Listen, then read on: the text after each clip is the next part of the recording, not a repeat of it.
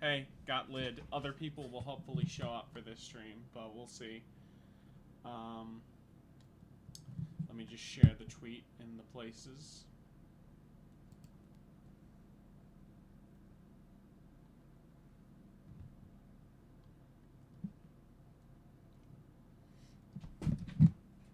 How are you doing tonight, Lid?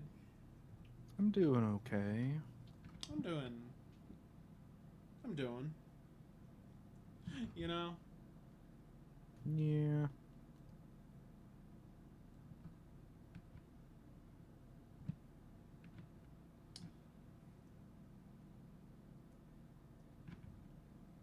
That's good, because I'm also doing. We're playing more Chrono Trigger. We have that up in just a second.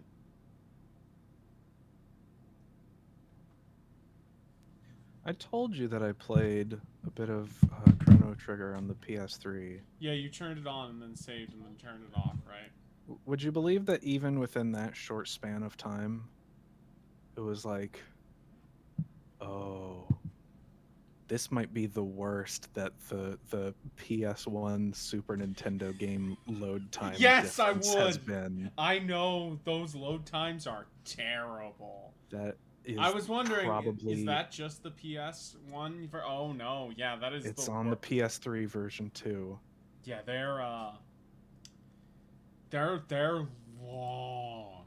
Like when like I have played the PS1 version of 5 and 6, Final Fantasy 5 and 6.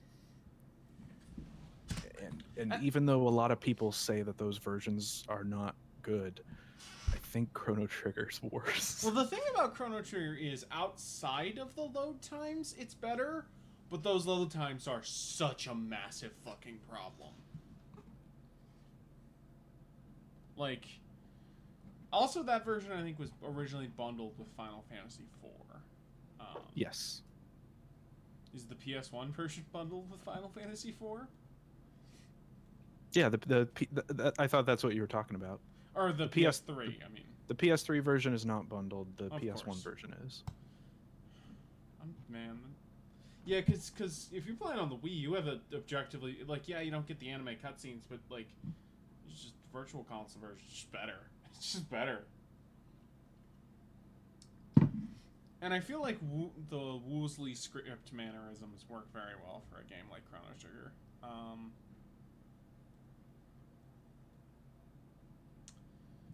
Just one more thing, and then we can go live and keep playing.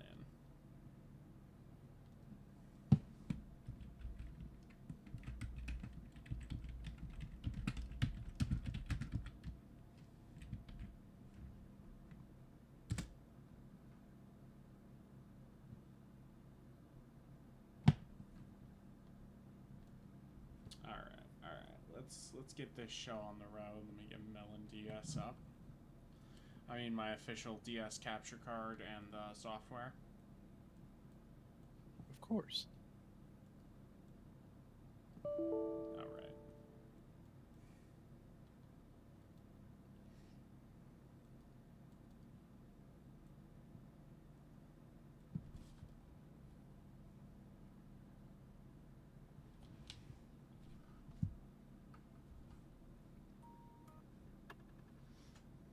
It's messed up that Final Fantasy Chronicles is like basically the only affordable way to get a physical copy of Chrono Trigger.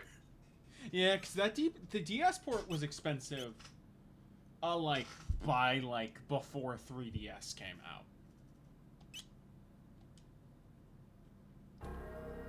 And the Super Nintendo well, I mean, I'm sure if you're Japan, it's fine because that game Chrono Trigger for the DS sold like or Chrono Trigger for the SNES sold a shit zillion copies. But if you're a North American fan, every JRPG on the Super Nintendo is expensive because nobody played them until Final Fantasy VII came out in the States. And then there's Chrono Cross, where at least that got a cheap release recently. Where Square Enix, no, it's not. It's the complete opposite. Square Enix has still been printing new discs until like very recently, so you can still find that game sealed for like $30. Oh, so update on the game. This is an optional area that you don't need to do until way later. We're doing it now, just cause. So.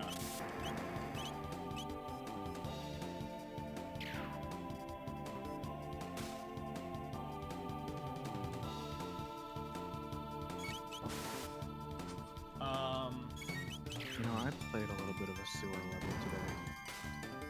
Oh, I know which one you. Let me turn the crowd a little quiet. You played some of Final Fantasy VII Remake sewer levels because I saw you complaining about it on Twitter.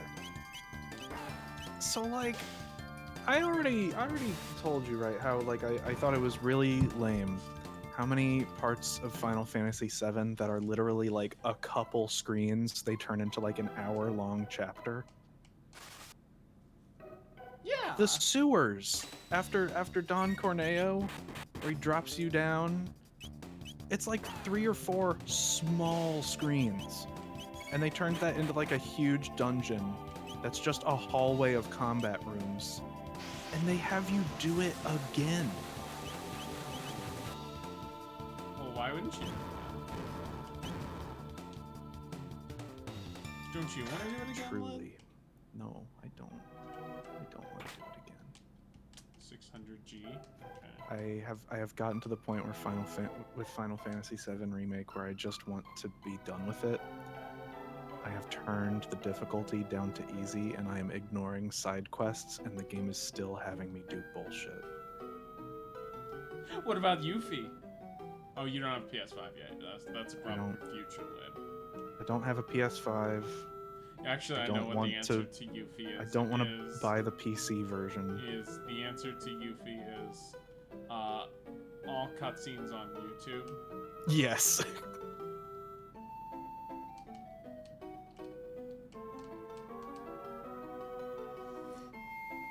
Okay, so there's a gimmick.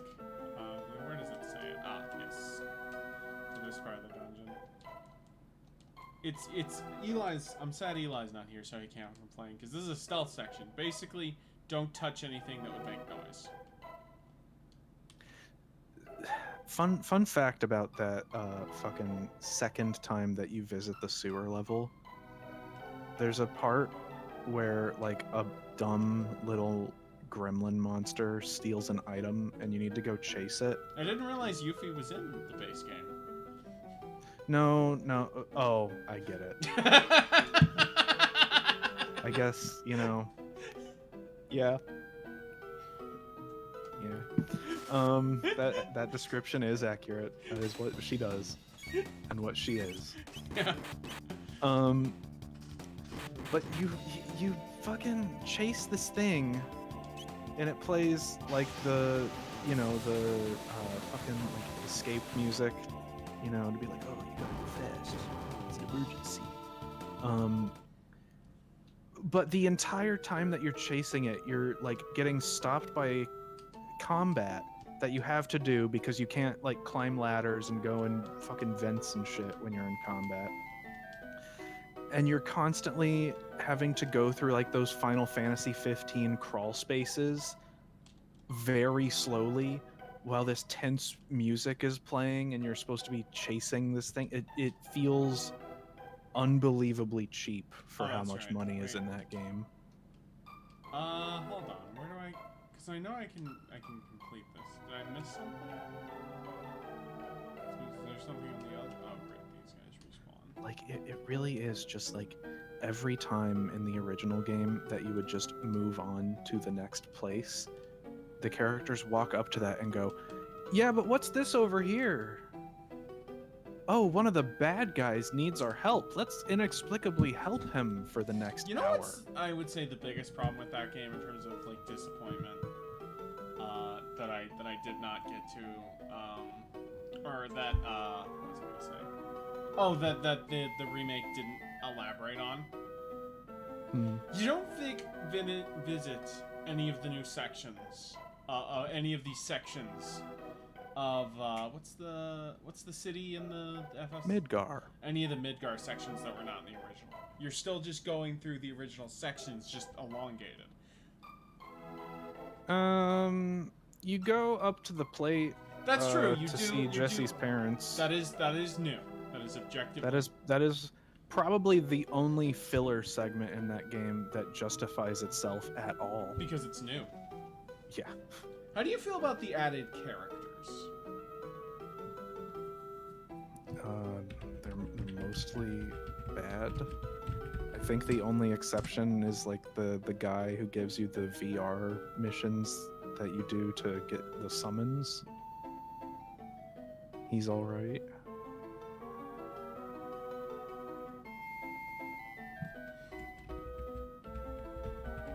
What do you feel?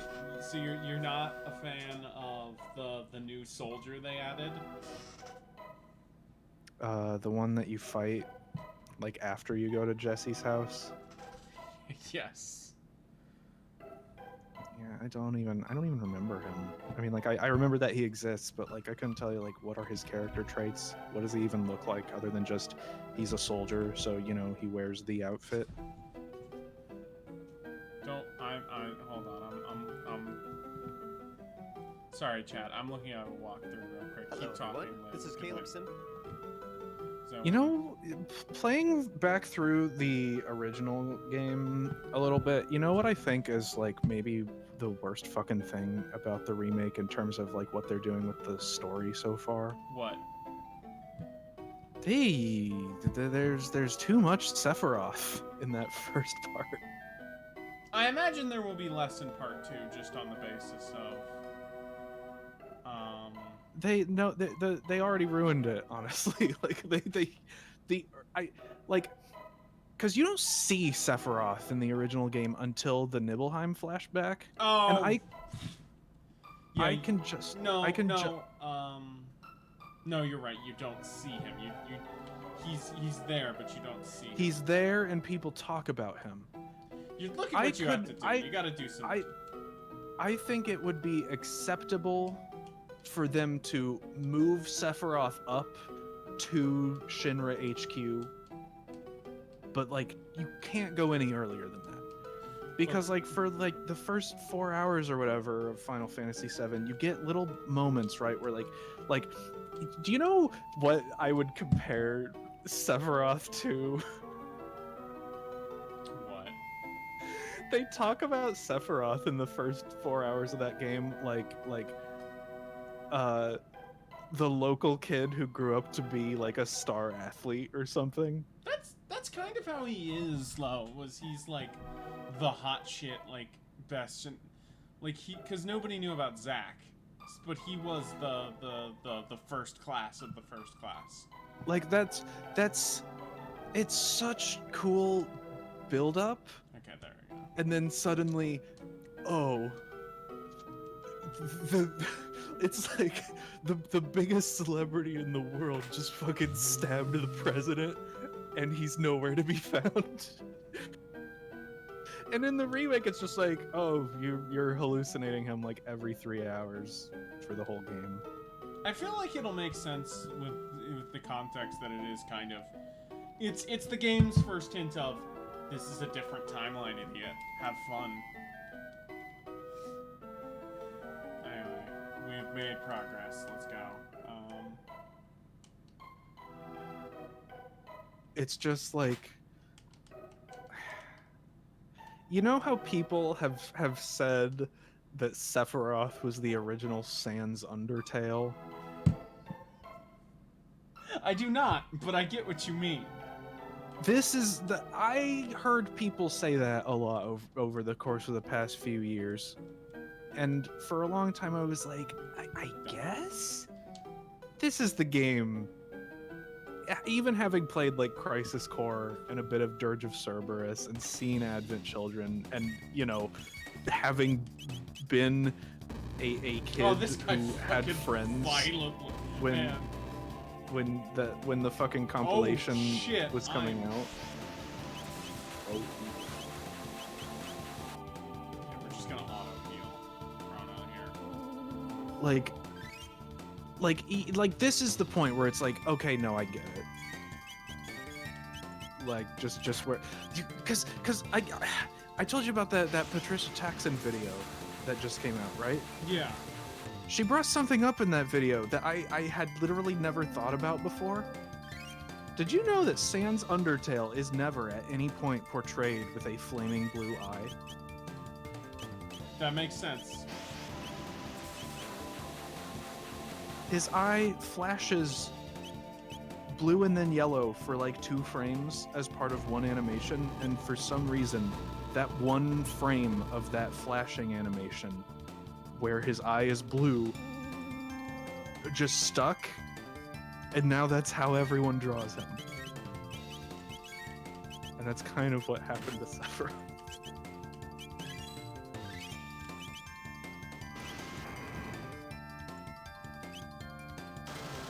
There we go. Pretty tough enemy. Okay. Yeah, Mario got leveled up. Nice.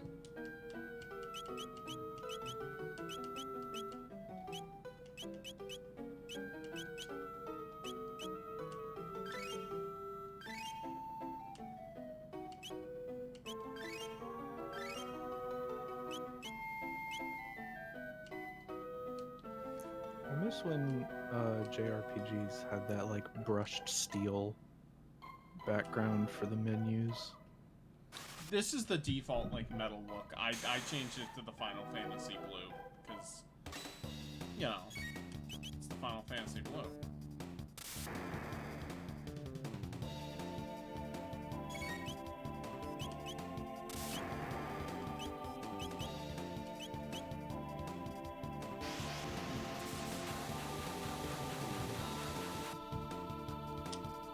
Chat, how are you doing today? I'm doing pretty good. I've been playing a shit ton of Breath of the Wild. I want to wait until more people get there for that one, but I quite like it. Not as much as other Switch games, though.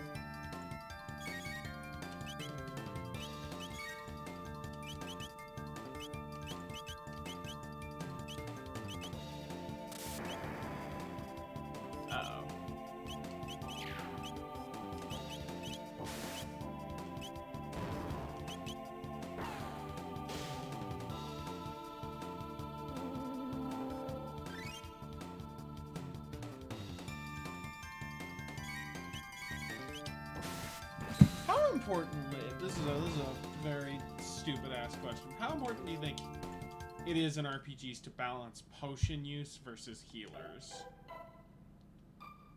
Ooh,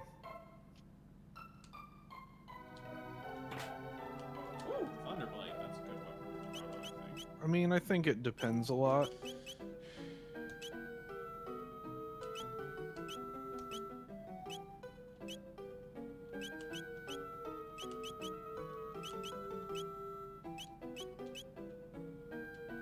Yeah. Like, I don't know.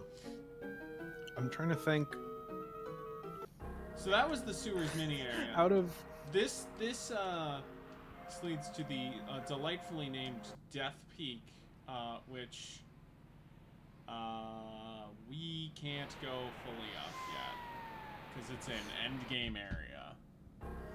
Consider that aside from replaying old games and the new Final Fantasy games, which are notoriously potion spammy, the main JRPGs I've been playing for the past several years are the Xenoblade games, which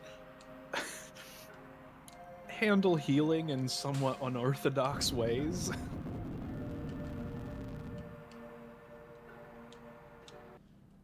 Also, this is a thing where you get a very useful, cool item. Oh, that guy. Yeah. Wait, why can't I? Okay. Yeah, but that guy over there, he's important. He's working on something very important and cool that you just can't access yet. I think the best way to do it is like healers should be more effective during battle, but potions should be like the thing that's easy to stock up on to keep you topped up between battles. That seems like a correct statement. I'll agree with that.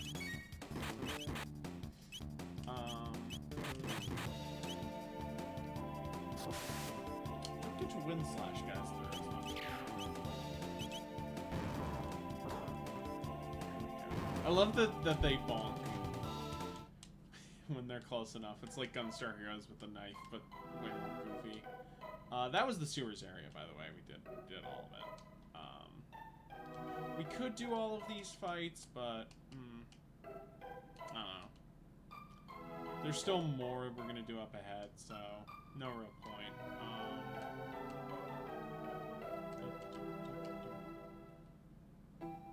What's that cat doing there? Oh, that's that you purr it, and because anything that makes a noise attack. If you make a noise in that area, things attack you. Oh, that's right. I didn't even. So it's a trick. Yes, it's a trap. And then you go back up here. Alright, we're done with that area. Now, Lid, do you like Mode 7 heavy minigames? Ooh. Yep.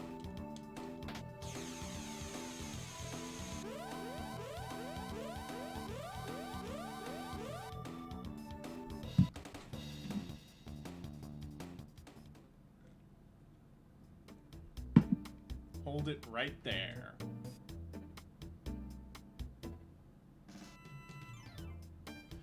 Yo.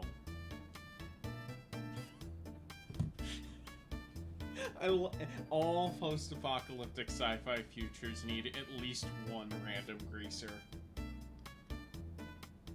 I thought that you were gonna say they need a character named Johnny, because that seems about as common. That's true. You can name the greaser Johnny, but yeah.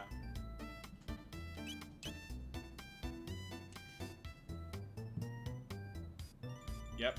So just move the D-pad and the turbo boost for 3 of them. The gas is on auto and there's only one speed. Fast!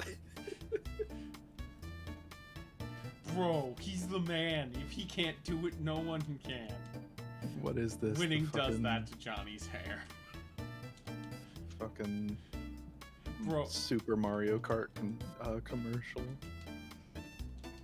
Well, here we go. 2 speeds, fast and way too fast.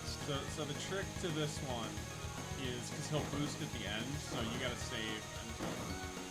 You can also time your button presses and you can move back and front of you, but yeah. Because you'll inherently, like, fall behind too.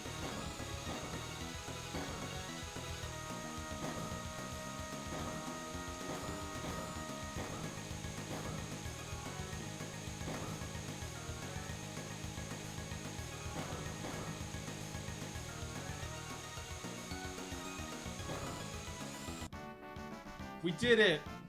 First try. Let's fucking go. I agree, more. Let's fucking go.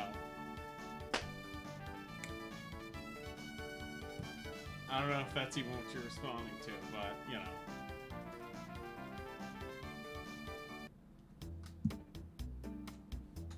Oh, look how defeated he is. You beat me? I don't get it. Well, you can challenge me anytime. We'll ride the wind. I forget. Do you get anything for a rematch? Let me check that real quick.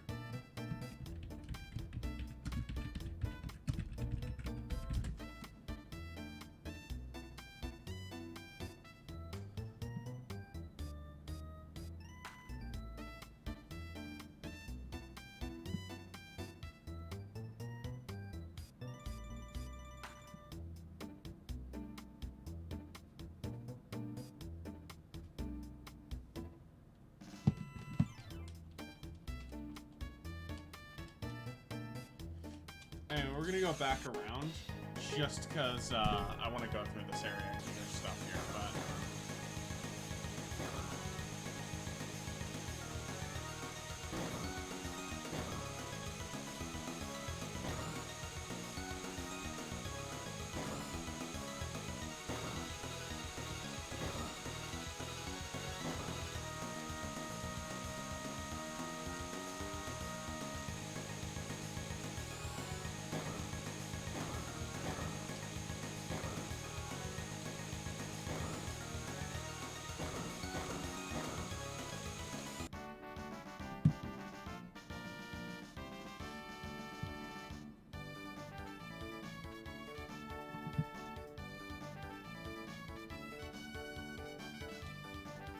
I also like how much the car probably deliberately looks like the Blue Falcon.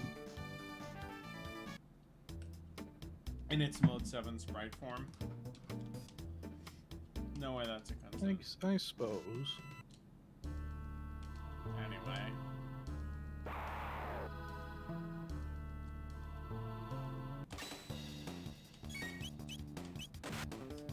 Okay, let's get Fire World.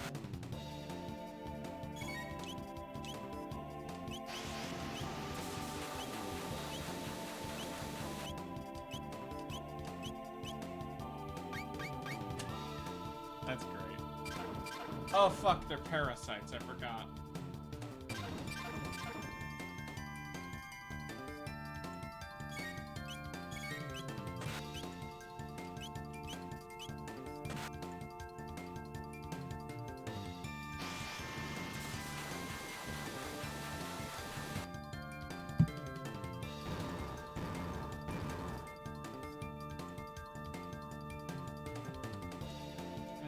After we finish this area, we will be meeting our new party member for this stream. This one who actually sticks around. Isn't there a chest like right around here? Is I missing something?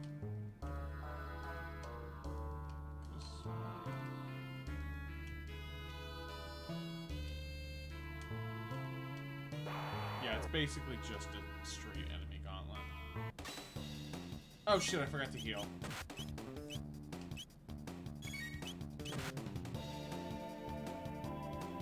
Show off World War. I haven't done that yet. It's less effective than base aura, but it heals everybody, which is useful. How do you think Chrono Trigger DS sold compared to the Super Nintendo version? I imagine worse, because the okay, better in the States, but worse, much worse overall, because I know this didn't sell super great.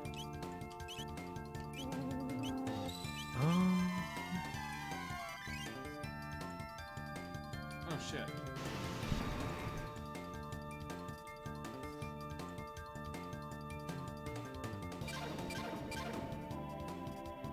Would you believe that it looks like outside of Japan they both actually sold about the same. That's crazy.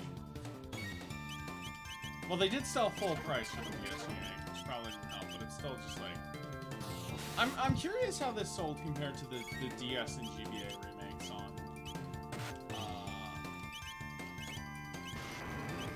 Because it looks DS, like... Oh, Final Fantasy. It looks like 290,000 outside of Japan for... Oh no, that's for Super Nintendo and PlayStation combined. So I guess the DS version actually sold about as much as Super Nintendo and PlayStation combined then. Yeah, that's not surprising.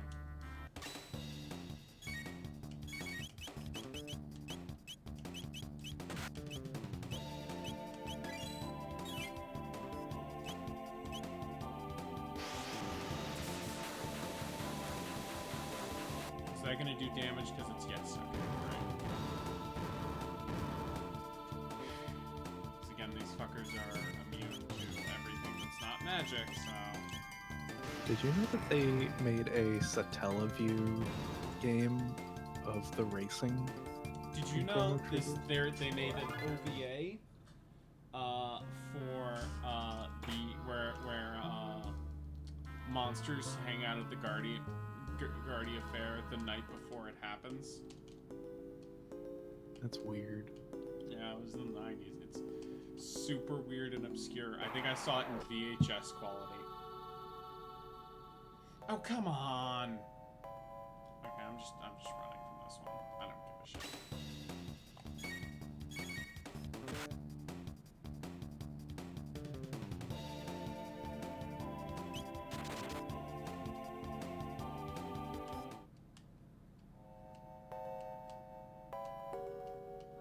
By the way, some of the soundtrack was done by Uematsu. In fact, he was originally supposed to do all of it, but he got contracted away for reasons I forget.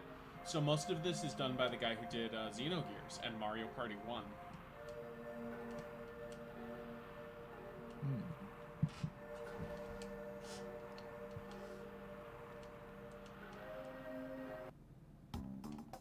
Okay, so this is the derelict factory. We can't go anywhere in here. So let's check out the other place. Actually, since we're on the overworld, let me... I have a ton of shelters. Might as well use them. Might as well also save while we're here.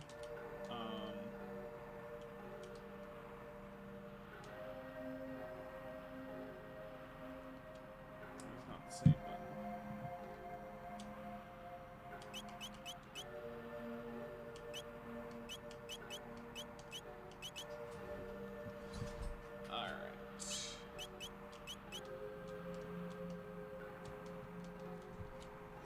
Welcome to the Protodome.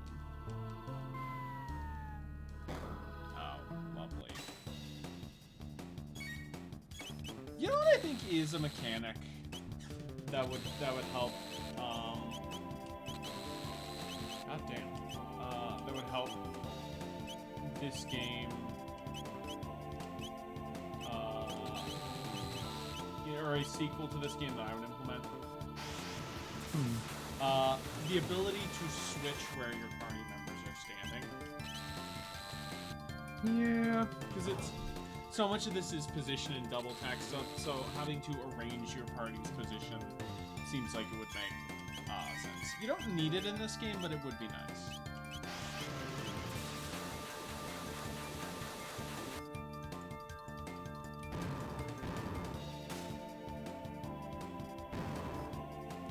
Ah, nice. Need them all in the same turn.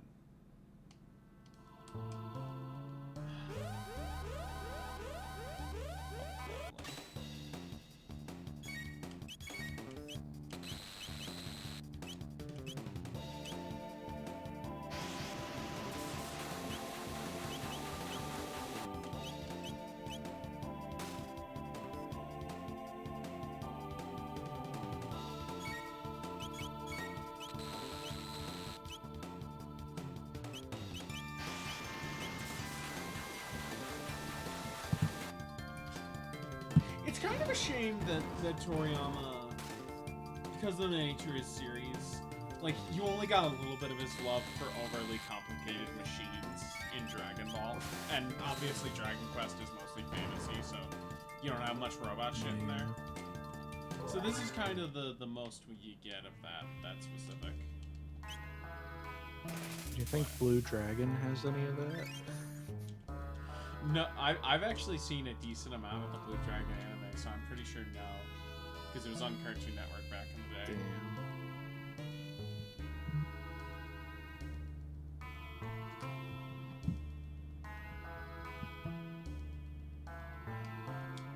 Damn. Oh, shit. I believe... Wait, hold on. Okay, there we go. I was like, a cutscene should have played here by now, but there we go. Look at that crisp resolution. You know what's funny, Lid? Still much higher quality than the Sega CD. If this was Sega CD, it'd be like a tiny window in the middle of the screen. And that shit had discs, man. Anyway.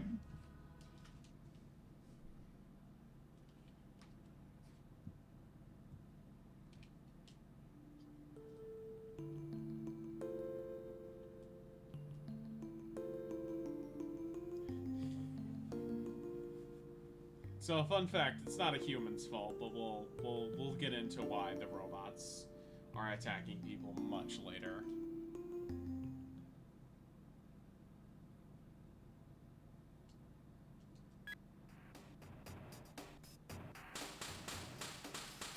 That stream image also did not lie. This song does sound like Never Gonna Give You Up by Rick Astley. Oh, let me stream it in Discord. For Discord. I'm sorry, Lynn.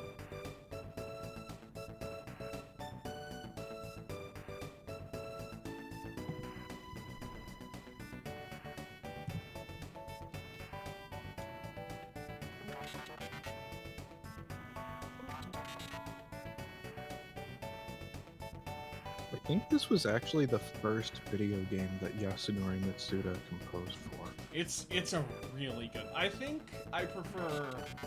I haven't listened to 5's enough, but I prefer 4 and 6 soundtracks overall. But this has maybe higher highs. He was a sound engineer, and then he went to Hironobu Sakaguchi and said, "Let me compose music, or I'm gonna quit." And this game's soundtrack is fantastic. Uematsu did do like maybe a 10th, but yeah, we'll just go with Robo.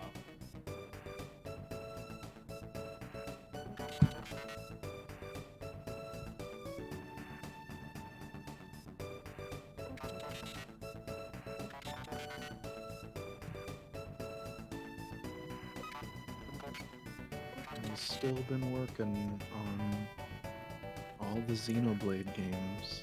Good for him. Yeah, he should come back and do the next Mario Party. Because he did the soundtrack for the first. Oh man, is this way that in the first Mario Party? That. I think we'll leave behind Marl.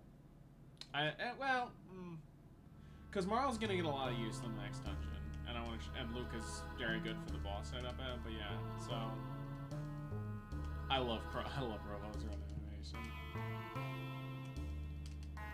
Anyway, so Robo's the best party member in the game because he doesn't have them. Let me check what his tech.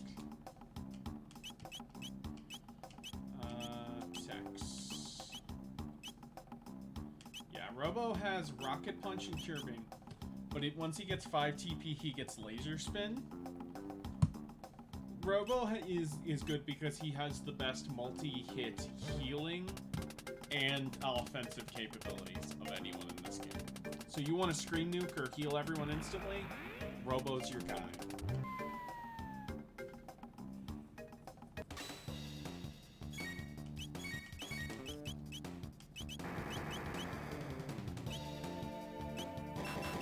Do you like Android 16? He's cool, I guess. You can do the Rocket Punch. You know what else Yasunori Mitsuda did the music for? What? All of the more recent Black Butler anime. I'm sorry.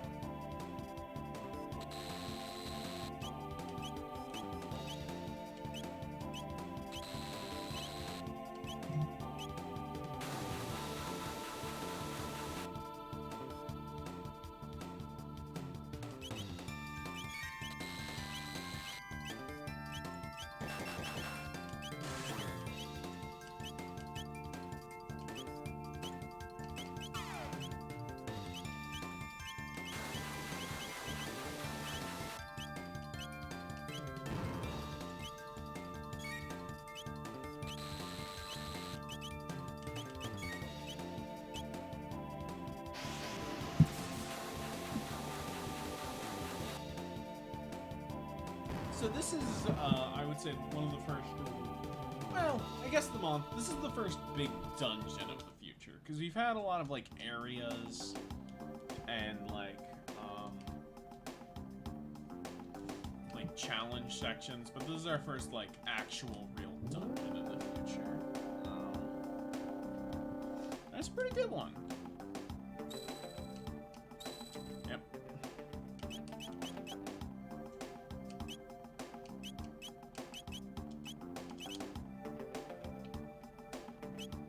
Did you know Black Butler is still ongoing? Shut the fuck up. I don't want to hear that. Why is Black Butler There are still still new volumes. Who's in full? Well, I guess I know the answer. The answer is Fujoshi's. That's Black Butler is so weird because it's obvious who it's for, but I don't think that's who it's marketed towards. The then who's it marketed towards? It's in fucking like shonen magazines. That's weird.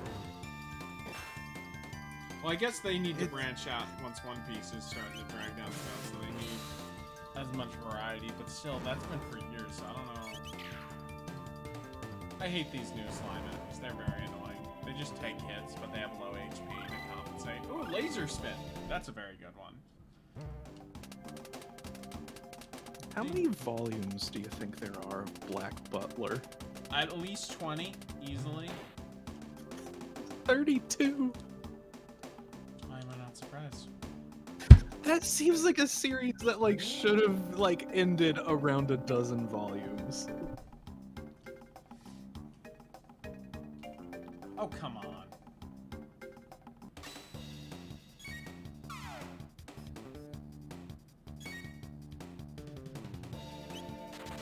You know what's really annoying? When RPGs are like each individual party member has to run away. Yes. It's like, what do you think you're doing here?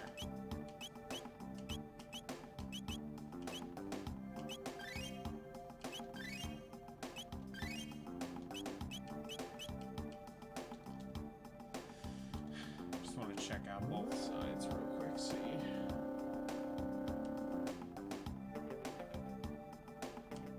Oh, this is the first real puzzle in the game. So I'll look forward to me failing at that.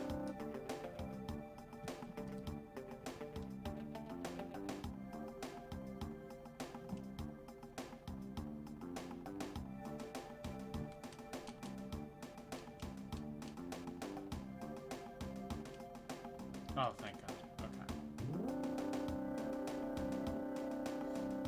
Yeah, because then you can go further down.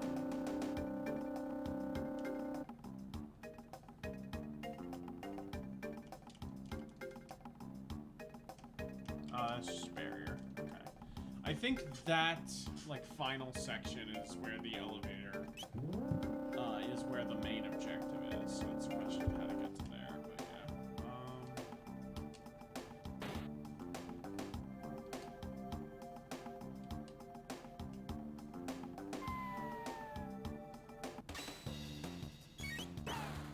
yeah. Yeah, this part is about unlocking the main entrance, and you do that through the other half further down.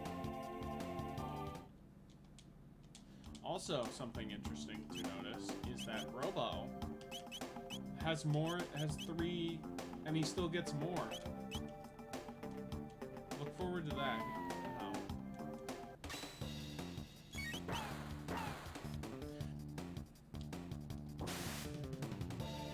So when they're green, they kind of look like something else, Lid. A weed leaf? Yeah, that's the. How'd you guess? My obvious and clever joke. Well, because Silver the Hedgehog already kind of looks like a weed Yeah, he's leaf. Pothead the Porcupine. I feel like Chrono has the highest crew rate of the party. Where do we go after Sci-Fi World? Back to the present for other stuff, but there's a pit stop we make before that. Because Chrono Trigger has 5 time periods, and we don't go to any of them, and we don't go to the other.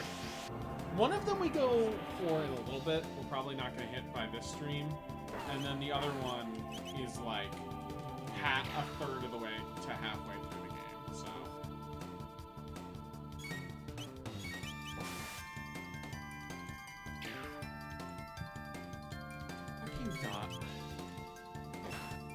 Enemies that have like stupid low HP but stupid high defense are very stupid.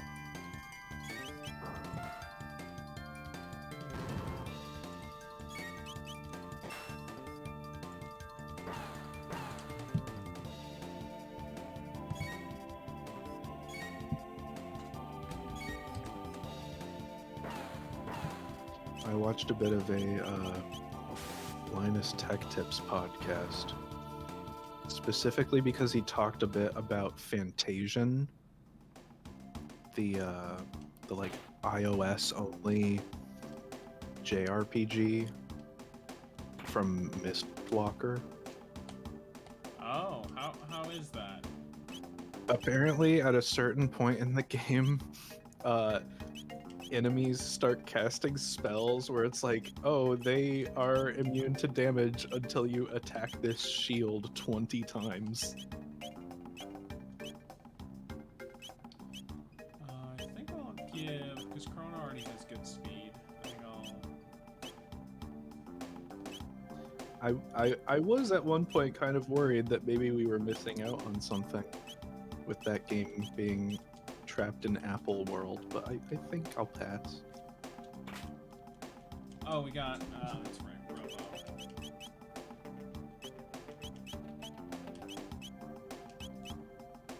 The hammer arm. It's only 2 better, but that's still better.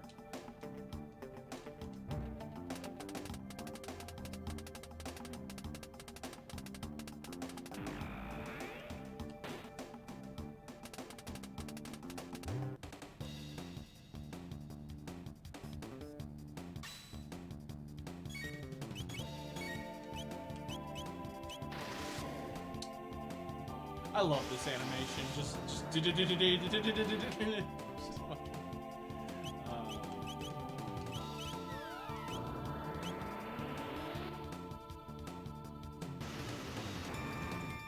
oh, they moved. Goddamn.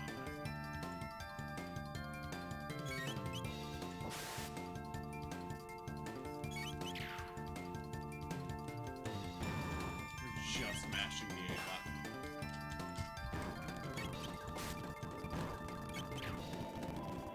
I mean, might as well.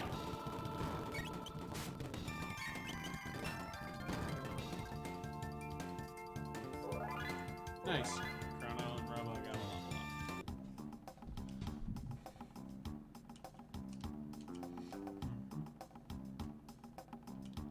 Now the laser defense is down.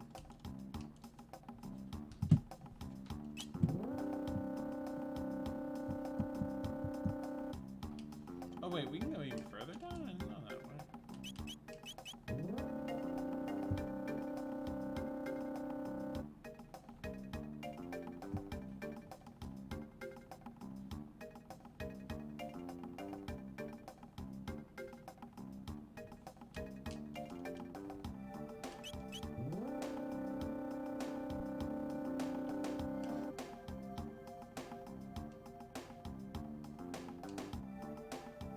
Oh, that's the end of the dungeon. We don't want to do that.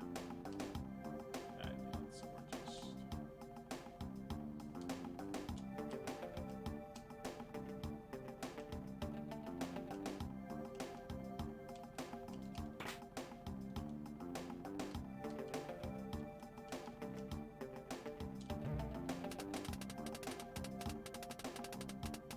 Alright, you need the passcode.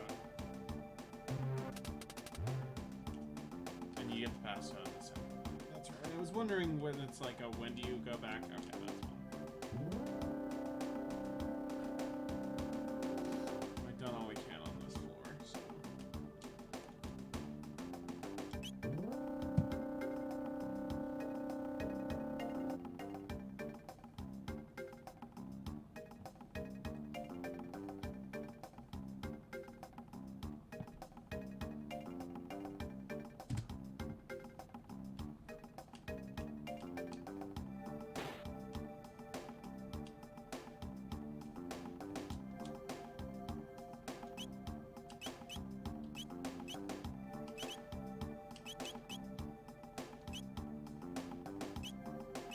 Alright, I'm not actually on the save point.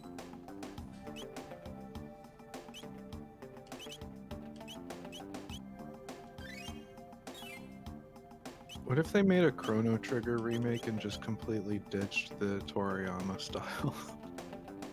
What would that even look like then? Like, what would you replace What it if with? what if it just looked like Beyond Good and Evil 2? Why would you say this, Lid? What? Because I think the idea is very funny.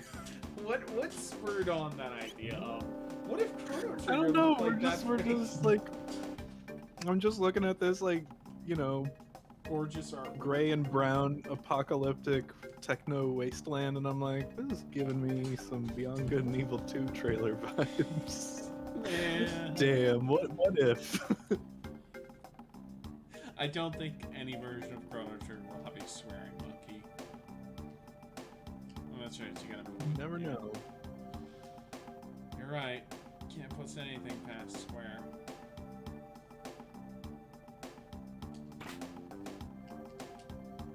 Oh, that's a Marl upgrade. Okay, we'll give that to her.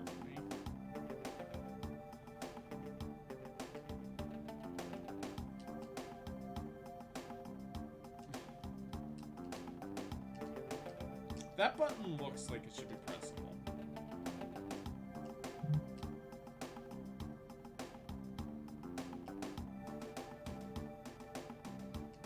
Photorealistic Chrono Trigger. Yeah.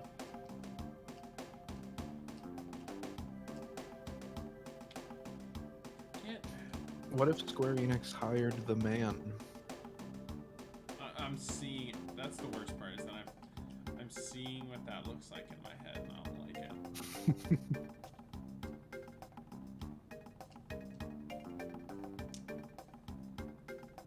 What if Square Enix hired you? Oh,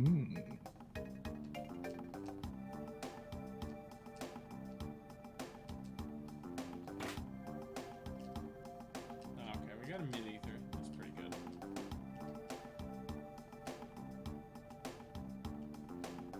Oh, right, I remember what you're supposed to go on.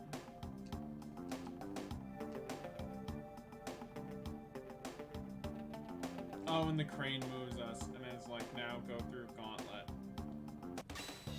I do wish that after Breath of the Wild, games like Sonic Frontiers would establish a trend of video games that have Windows XP background as a level. Well, hopefully we could just keep it to one level, and not 2.5. I wouldn't mind an entire game, more or less.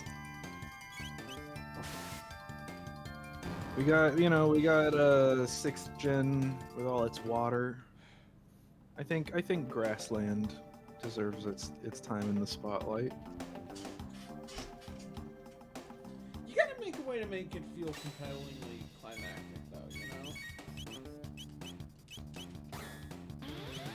I suppose.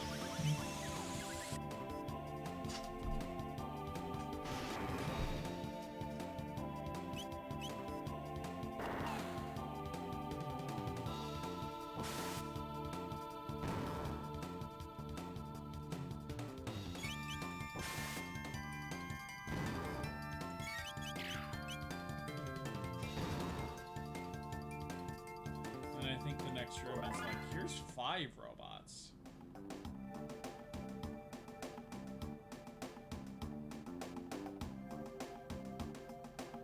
No, it's just 3 again. These conveyor belts are giving me some No, it is Panic 5. Puppet Zone vibes. I'm glad you can appreciate that.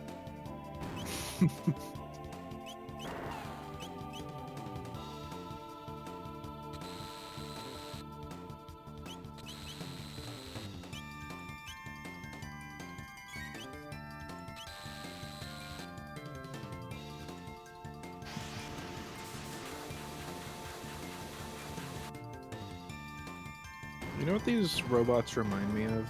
What? The spider robot from Recore. Yeah, I guess. I remember some of the robots from Recore.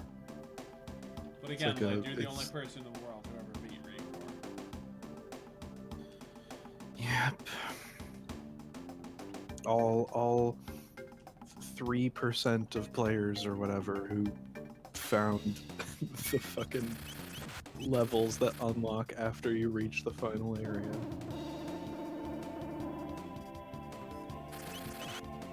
Yeah, I'll stream that. I want to be the other person. I want to believe in Recore. Although that might make the pain of armature got bought out by fucking Amazon hurt a little more. That's the thing, is that it's like you're really flipping a coin of like, damn, they got bought out by Amazon and we'll never see anything from them again. Or you don't like the game and you're like, oh, thank God, we'll never see anything from them again. From what I've seen, RE4 VR is probably cool enough on its own. But then RE4 remake PSVR 2 is gonna happen in like a few months, and might I think just more than a make few that months. I don't think it's happening this year. I think it's a Resident Evil 8 situation where it's like, we announced... Oh, I forgot to grab that chest. Let me go back. Oh, God damn it. where like the game will come out, but the VR mode won't come out for another year Yep. or two. Yep. I'm running.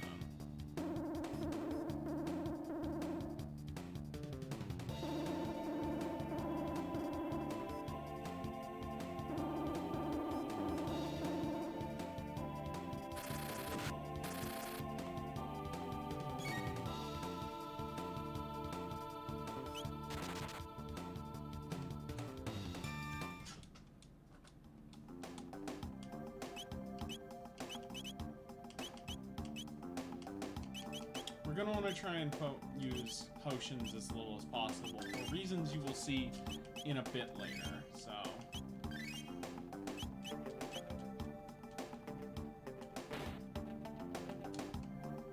Oh, wait, no, wait. Oh, it's that chest over there, I think I missed. Okay, just grab that on the way back.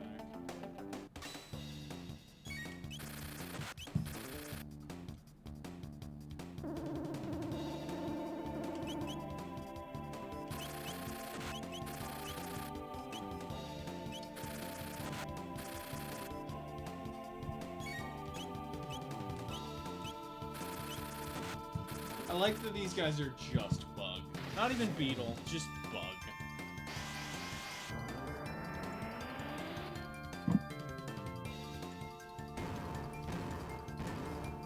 Oh, nice. That's very good. This game got stereo sound. I mean, a lot of Super Nintendo games had them. And this was also a DS game, so, you know. Wait, do you like crane games? No. I'm sorry. Only in Kirby. This one's not too bad.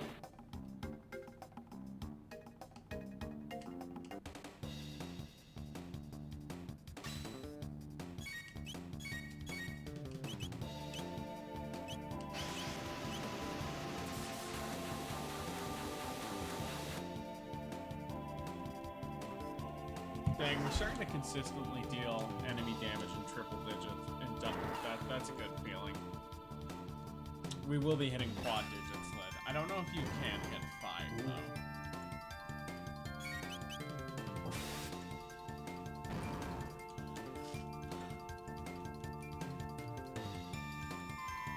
Oh, come on.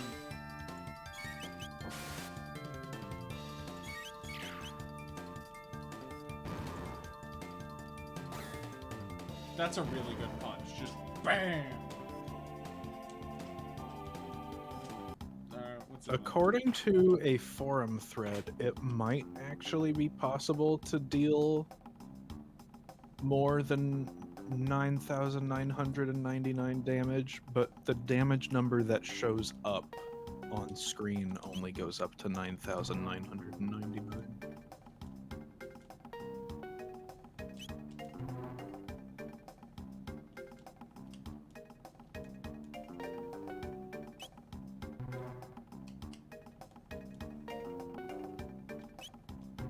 It also looks like it basically you more or less need to be completely maxed out to get those kinds of numbers.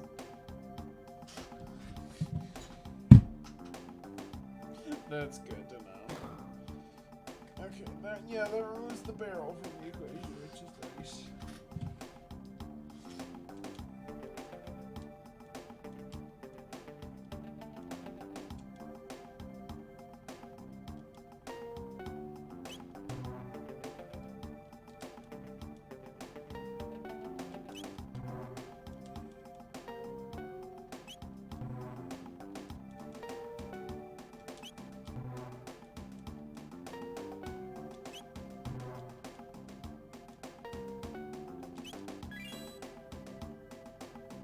There we go.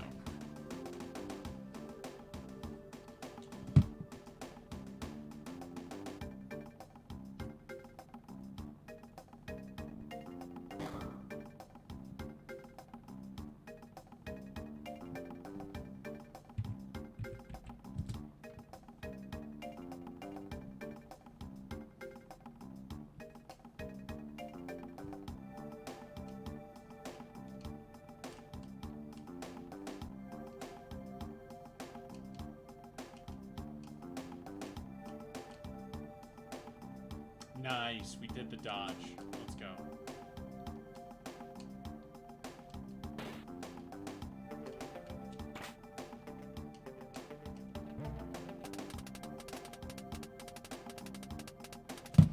XAVY. Could you write that down for me? I can just do it. Zavy. Z. Oh, that's the name of the security system. I know. That's not a very good password. Well, when all technology hates humanity, I guess, you know, that's good enough for robots.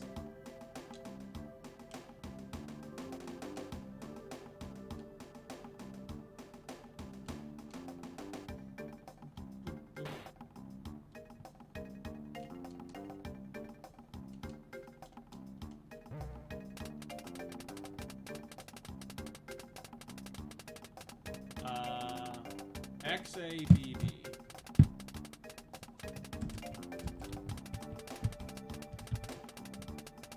Oh, that's the password, out of ZV. Now we get to play my favorite game. Remember the Nintendo button prompt on an Xbox? Oh.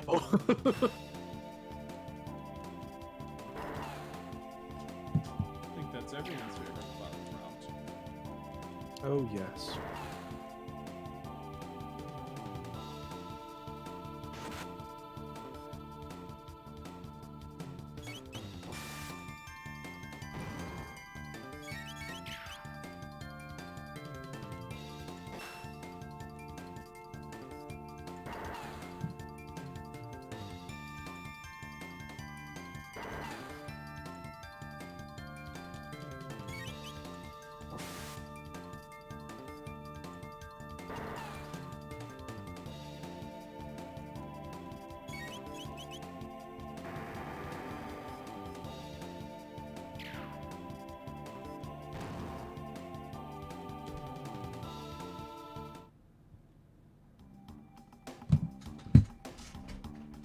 I will be. Let me put it on the intermission screen. Right back, chat. I had to take a quick piss.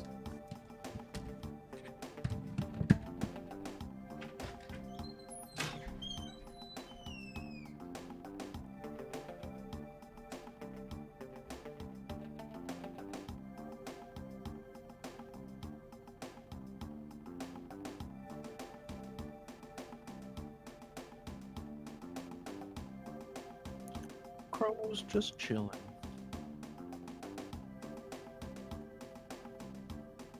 He's just standing there, taking in the vibes.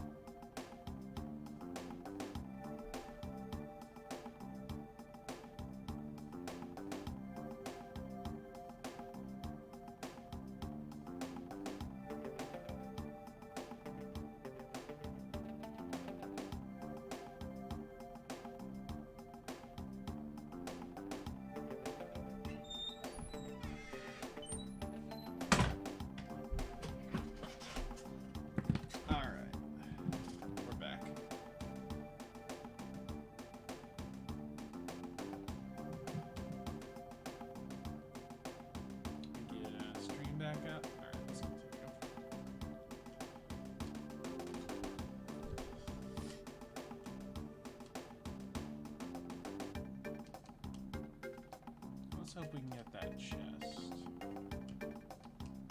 Up, up, up, up, up, up. Oh, yeah!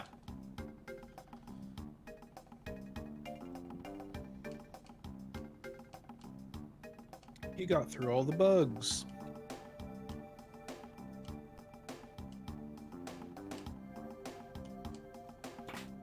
An ether. Okay. I was worried, like, oh, if I miss that chest, I might miss something valuable. Good to know that it kind of wasn't. Okay, now we gotta go. No, no, no. Yeah, we do not want to go on a second lap around that. I've done that before I'm playing this game.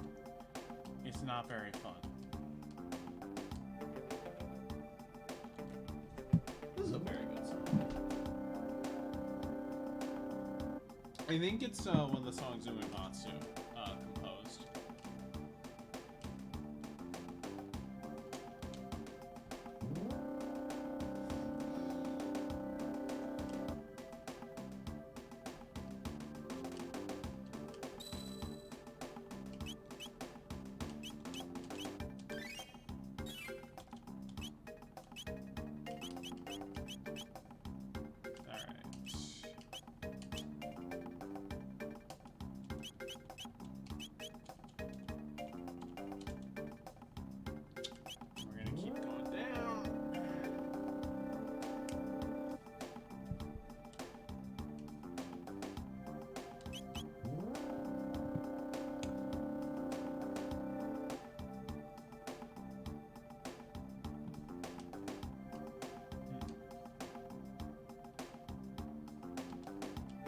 Would you say that compared to most JRPGs of the era, at least the big ones, obviously, that this is perhaps more gameplay driven than narrative?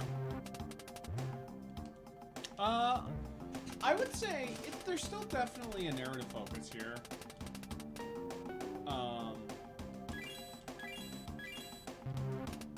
Wait, I thought that was it. I thought it was XABB.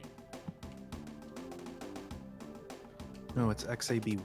Oh, that's for door 2. Okay.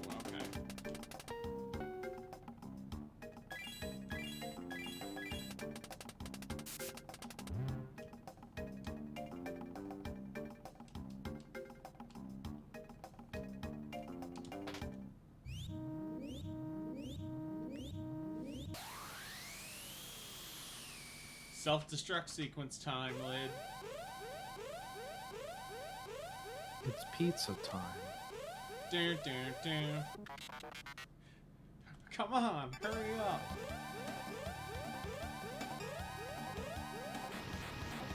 Oh,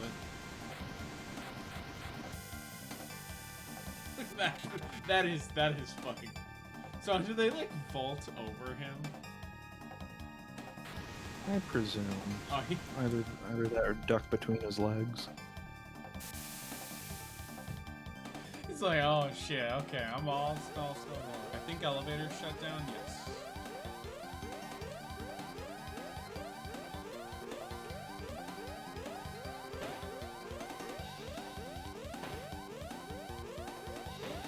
This room. Oh, hey, look! Reskins! R64Y, 67, and 69. That's only 3. He's not saying hi to the ones in the back.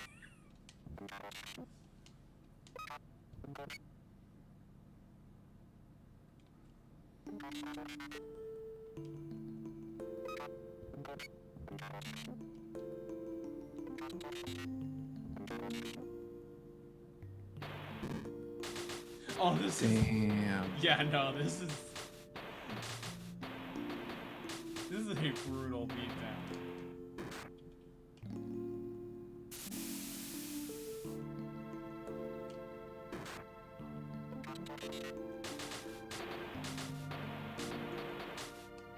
I'm just gonna watch.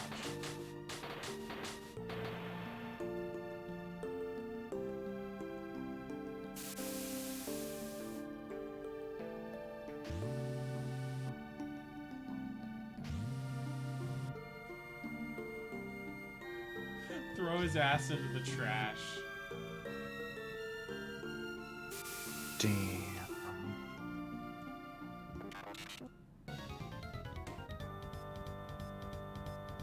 And boss time. Kind of a mood rush, but eh.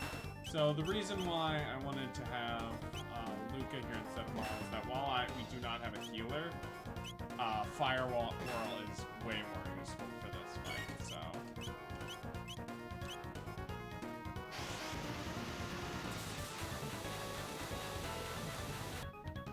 And of course, the more you take down with Firewall, the easier this fight gets because you can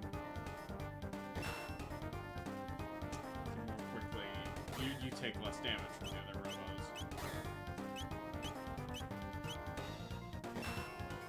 Uh-oh.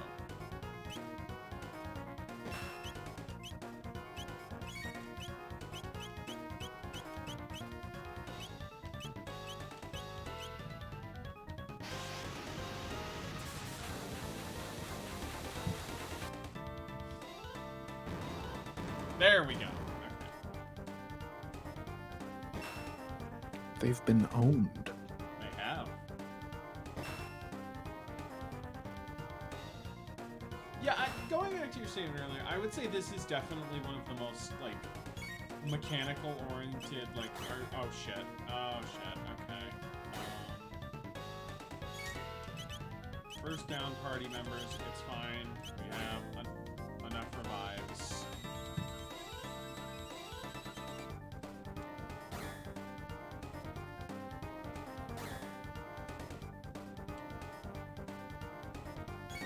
Because it seems like a lot of the game so far has been, you enter a new time period, explore. There's a little bit of plot here. Things are going to get more story focused going forward, because we're kind of, again, we're done getting introduced to new time periods for a while.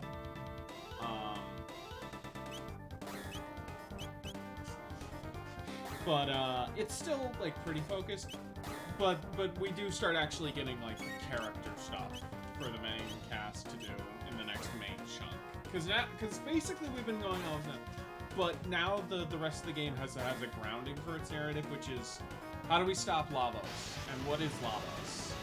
And all that. And we start getting answers immediately after this. Oh, this is great. But I would say that, like, in terms of, like, writing a cast, this is definitely a weaker story than Final Fantasy VI, or 7. But it still has a lot of good character stuff in it, though, I think.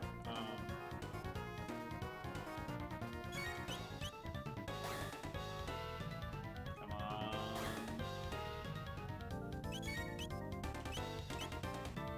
This should be it.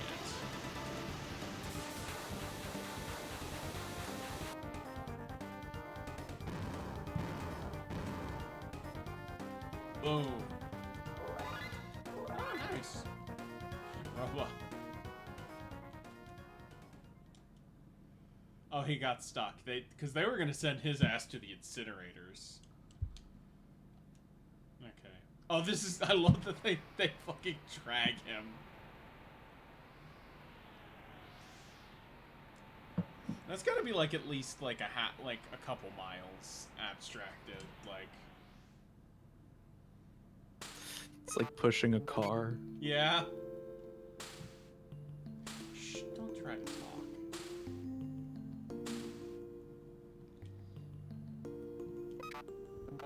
I like how Marl's just sleeping. Okay.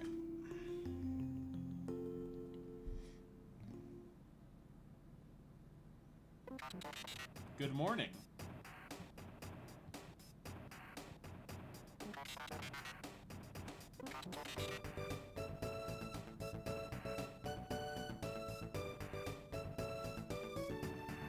Alright, let's go through that gate. We're all going somewhere. Back to the present, hopefully. Alright, Lid. Well, say hello to the hub of Chrono Trigger. I I know this place.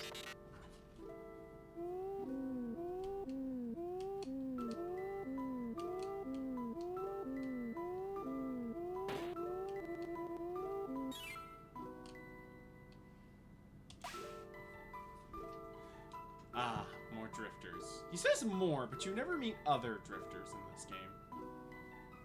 Welcome to the end of time.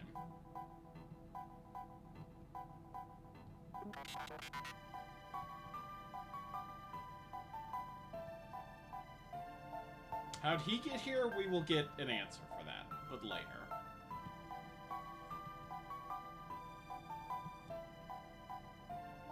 In groups more than 3. One of it, that's... Now, the obvious answer is... we'll let Robo sit out for now.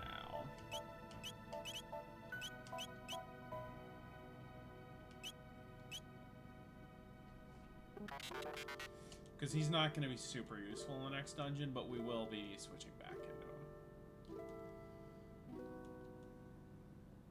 him. So this gate is to Lavos in 1999. Anyway, let's time to meet someone... Oh, no, wait, no, that's not where that leads. That's where this leads.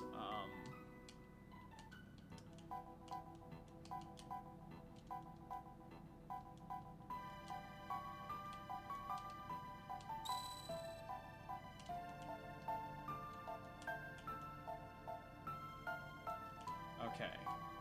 Time to meet a good friend, Lid. This is Specchio.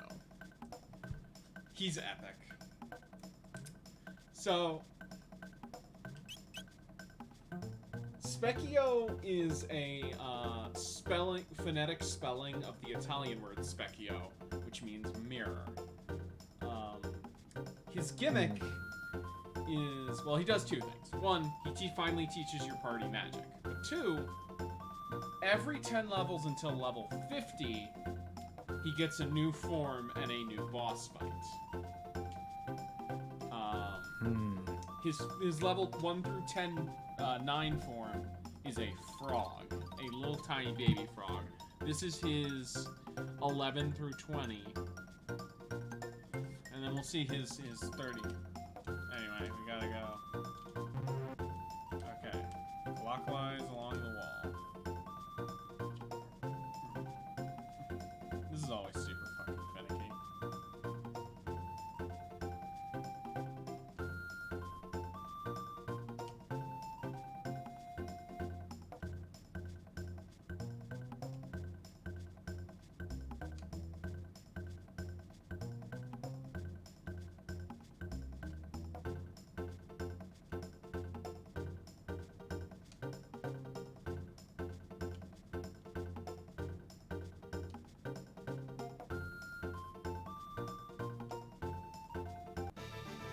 Well done. Magical. Chrono now has access to lightning and will start learning techs again, as well as Marl. Marl gets ice, and Luca gets fire. Now, a little explanation of how magic works in Chrono Trigger. There are actually only 4 elements. Fire, water, light, and shadow. Oh, time to show off. And shadow is just the combination of any 2 existing elements,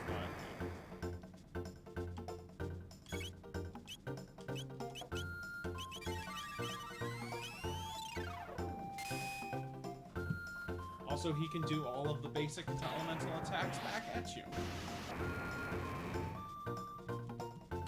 He also has is the hardest boss in the game, as he has a level... Oh, shit.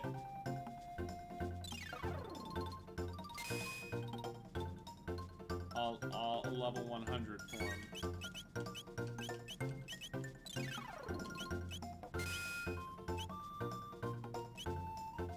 This is very silly music. It's great.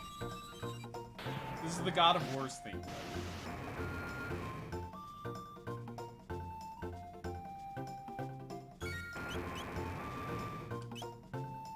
Uh-oh.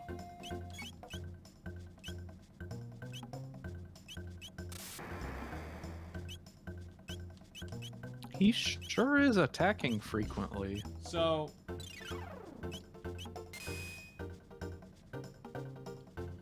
the thing is, it's best to actually win this fight when you're a lot closer to level 20. Because he gets a form closer to level, so we're basically fighting him at the hardest possible stage for this point in Specchio.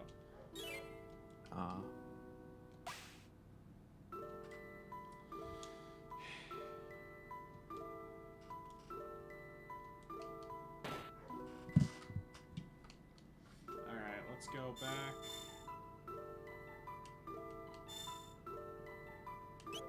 We already came from there.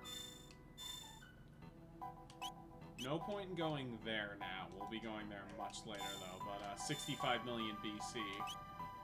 I wonder if that number has any significance. Anyway, let's go to medieval, back to 10,000 AD in Medina Village. I've heard of being trapped in the closet, but this is ridiculous. It's like Narnia.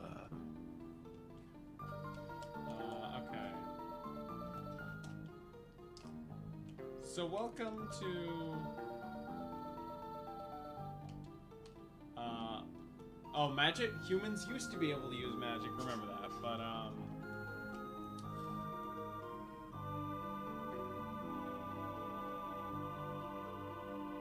so welcome to, alright, Lid, so everything up until either the viewing of 1999 or this can be considered the prologue. This is, I think, or the start of Act 1 of Chrono Trigger.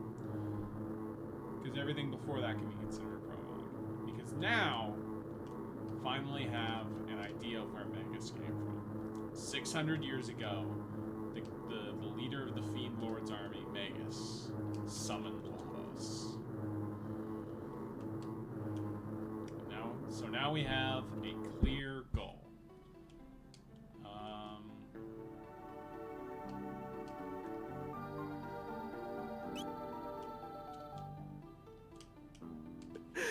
Give up or plead. If you do plead, that triggers a fight, but I don't feel like doing a fight right now.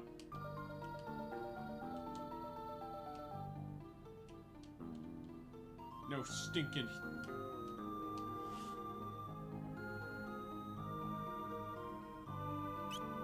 I'm pretty good on items, so I'm not super worried.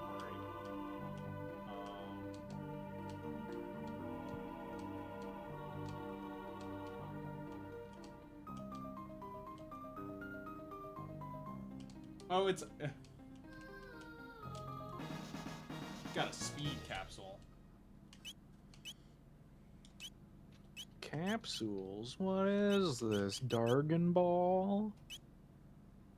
They're basically proteins from Pokemon. They're just here. Here's a free stat point.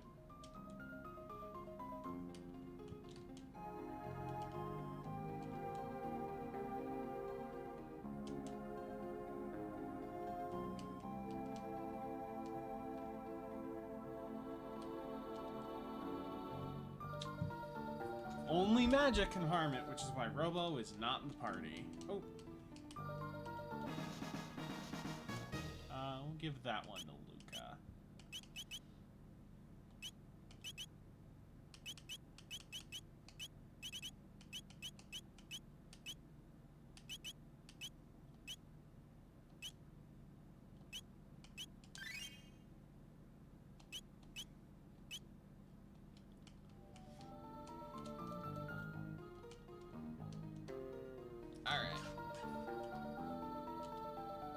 So as you can see, we're on the eastern continent. There's this thing over here. I wonder what it is.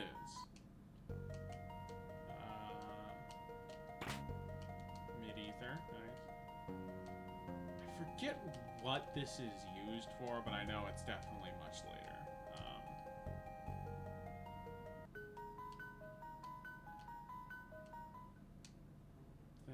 There's also this mountain over here. I don't know if you can interact with it. I guess not. So I think that's it for the northern part of this continent. Oh, also this song was definitely composed by Omasu, I think. And it's the theme that played in the first dungeon last time. It's time to say hi to an old friend, Lid. Melchior. Do you remember him from the first part? Barely. He was the guy who wanted to sell you a sword at the Yeah. fair, right?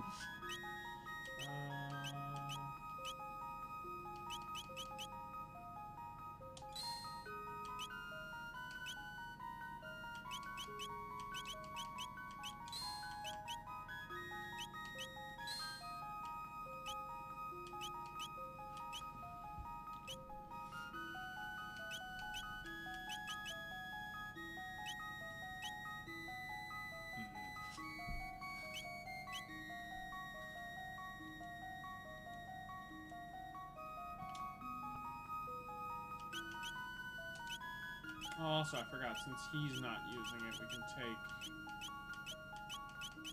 the titanium vest we have on him and give it to someone else, so we only need to buy one.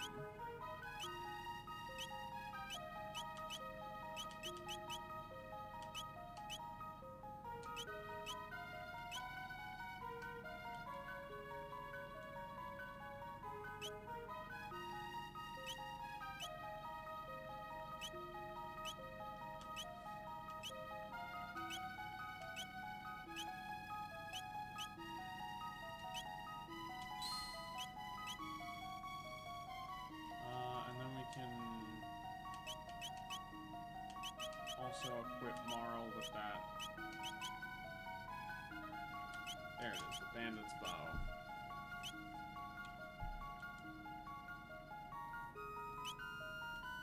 And then we can...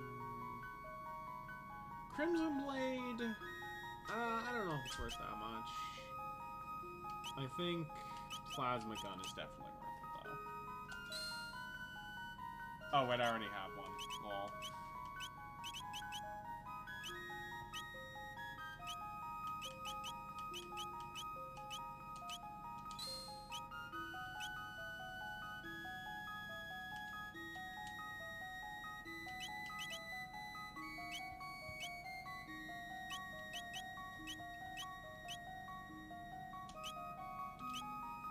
Probably should have equipped that earlier. Then you get this downstairs area. We'll be back to meet with Melchior later, but for right now, I think it's time to check out the next dungeon.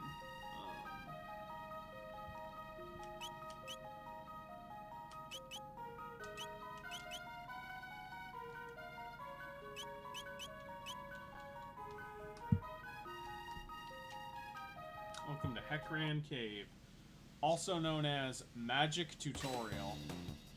Oh. Not using Robo here because this ain't great for physical attacks. Unless if he gets like real. Yeah, they're super resistant to physical damage, but weak to magic. Hope you got plenty of ethers. Oh wait, who learned what? Did you know that Hironobu Sakaguchi in 2007 basically said Blue Dragon is like the spiritual successor to the Chrono series? That's a fun. He gets. That's a marketing thing. I refuse to accept that. As real. And Pokemon. That's right. like, there's that, but then there's also Yuji Horii saying around the same time, yeah, no, Chrono's done. That no I Chrono. can believe, and that makes Nothing- sense because nothing related. Chrono, like, so much of Chrono Trigger's identity is that it's Final Fantasy and Dragon Quest combined in this like fun way with people from both teams. Cross is just the Final Fantasy parts of Chrono Trigger, which isn't necessarily a bad thing because I know a lot of people like that game more, but. It's so cool how, like, in addition to getting 3 of the best Final Fantasies on the PlayStation, we also got multiple not Final Fantasy games that may as well be. Yeah.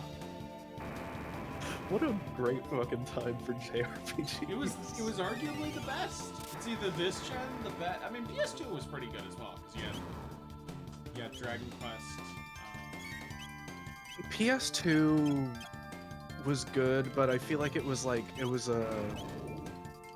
we traded quality for quantity kind of thing. We still got some, like Dragon Quest 8, Kingdom Hearts 2. Like, yeah, there definitely were great games, but like I Yeah, feel we like got it a was lot more like, the most Final Fantasies of any gen up to that point.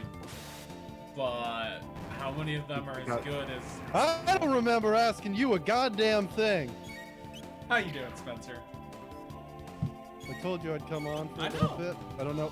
I'm not going to be on for too long since I've got a shitload of writing to do tonight. But Yeah, and I got I to am watch here. some Community.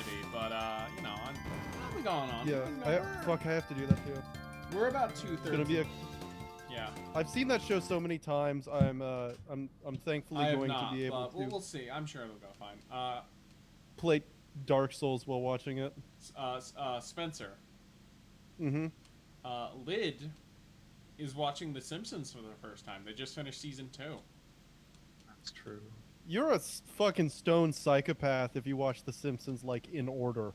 That's like a fucking How else- serial how killer else- behavior. How else are you supposed to do it? Fucking Get a list just- of good episodes and then watch them. No, No. I think there's merit into just like consuming. Like that's definitely not how the show was meant to be made. But as long as That's you, like that's more like I'm a goody two shoes who doesn't pirate my television. You know, let's just like Also in known as Lisa Sucker. versus Homer and the Eighth Amendment or whatever the fuck it's called. Eighth Commandment, I believe. But yeah. I also got the character names in the wrong order. But anyway, fucking, it'd be more expensive to pick and choose and more time.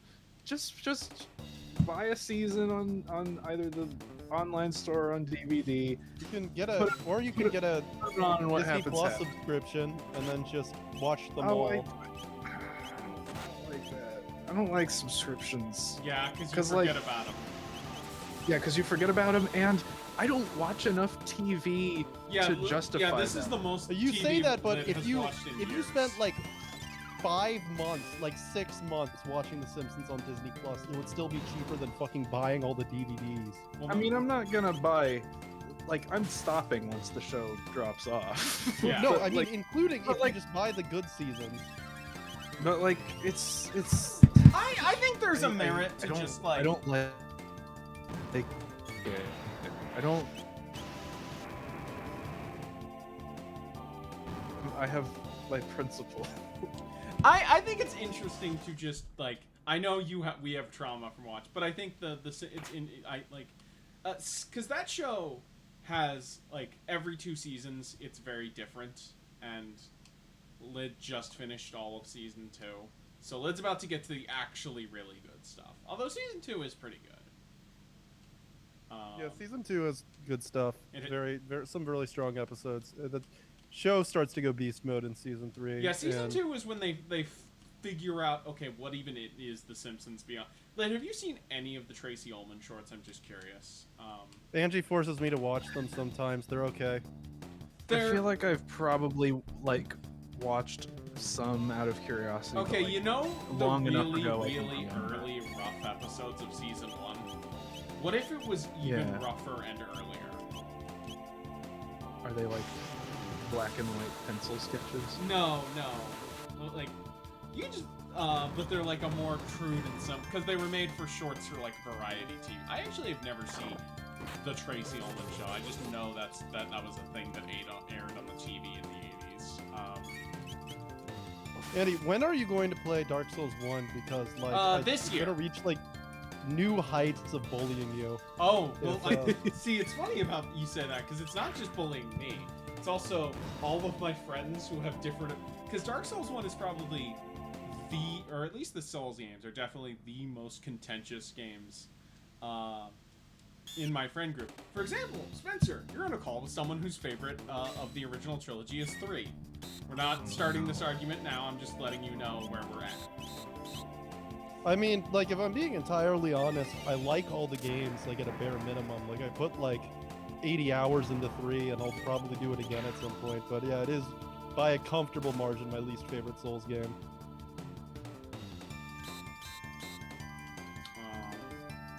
Yeah, the only thing that I think you both like Dark Souls 1, and I think the only, like, opinion that I've seen you both agree on is you both think Bloodborne's kind of overrated. Yeah, it is. Bloodborne, I mean, Bloodborne's a good game. It's like, to say it's like an overrated Souls game, it still probably smokes like 80% of other video games, but Yeah.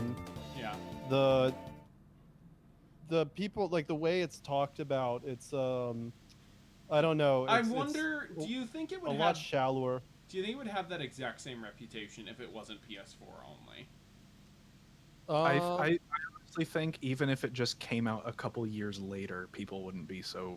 Yeah, because the thing about Bloodborne, from what I understand, is that it was the big transition title where it, like, Bloodborne was when the series just became clearly action games now.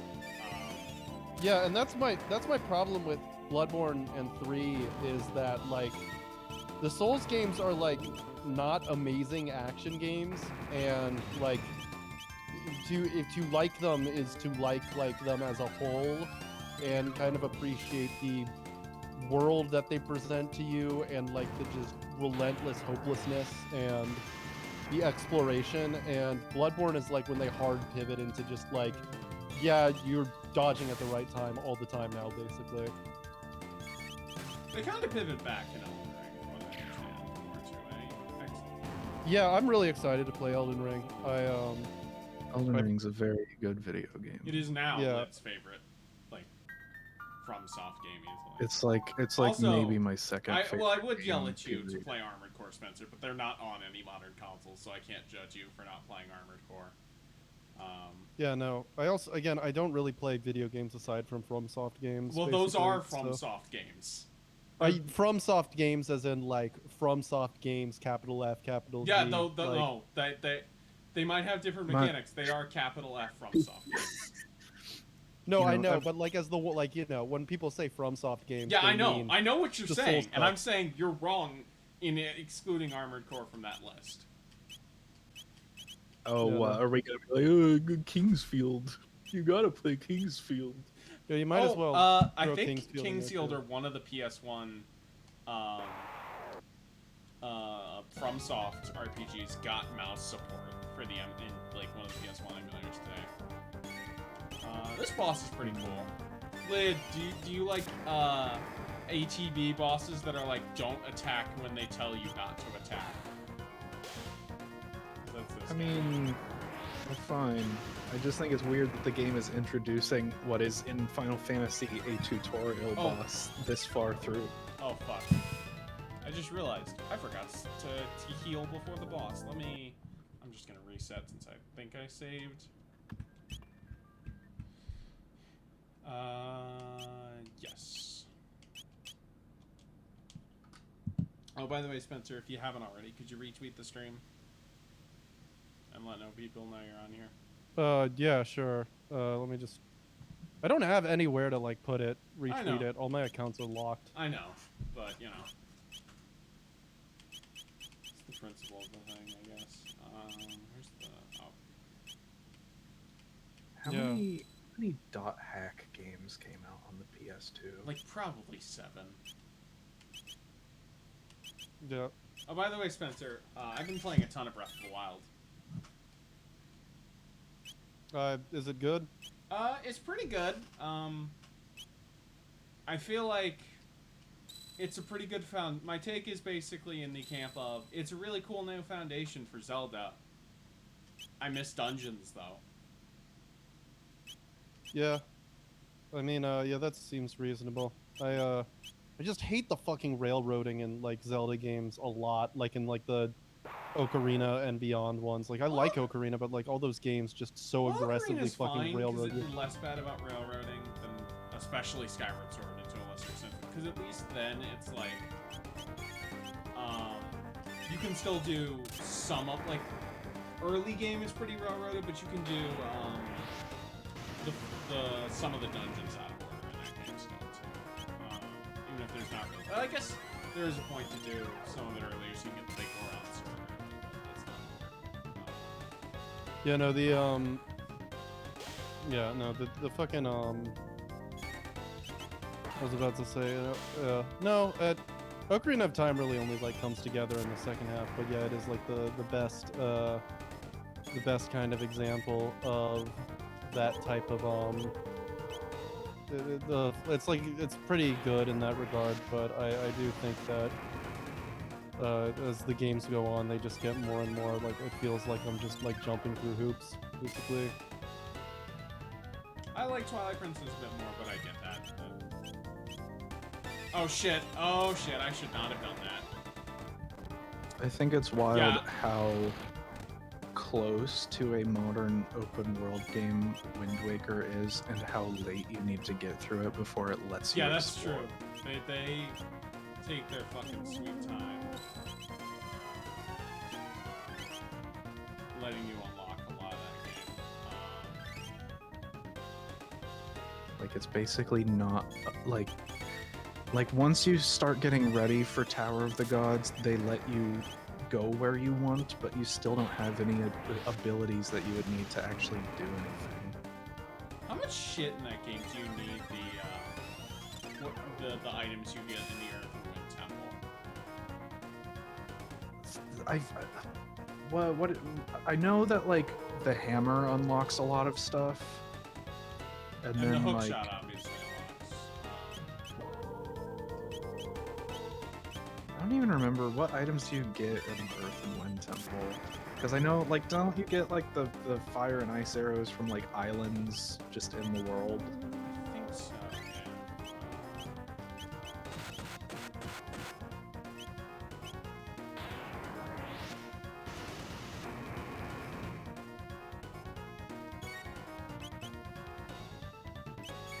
Oh, no. And you and you can't do fast travel until you get the bow and arrow. That's crazy, man. I mean, to be fair, no, from Twilight No, that's Princess fair. on, they were pretty good about it, but like, man, Ocarina, it's so dumb. Even how Ocarina even Majora's handles it. Mask, I think Yeah, you should have to earn fast travel in games.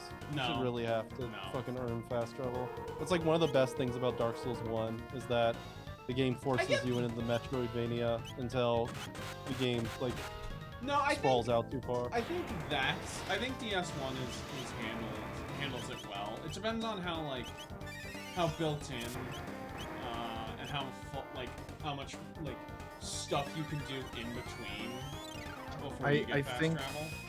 I think it works in Dark Souls because that game actually has like interesting geography, where Wind Waker is a big flat square. Yeah. I haven't played Wind Waker, but I'm guessing that I will like the open water shit. I would say Wind Waker's thing is that like it's a lot better mechanically than Ocarina of Time, like all the items and Just the game feel. yeah, and the combat feels a lot better. But the difference between it and the N64 games is that you are very clearly there were 2 dungeons worth of content in that game that they did not get to put in because scheduling release, because the GameCube needed something to get people to buy it.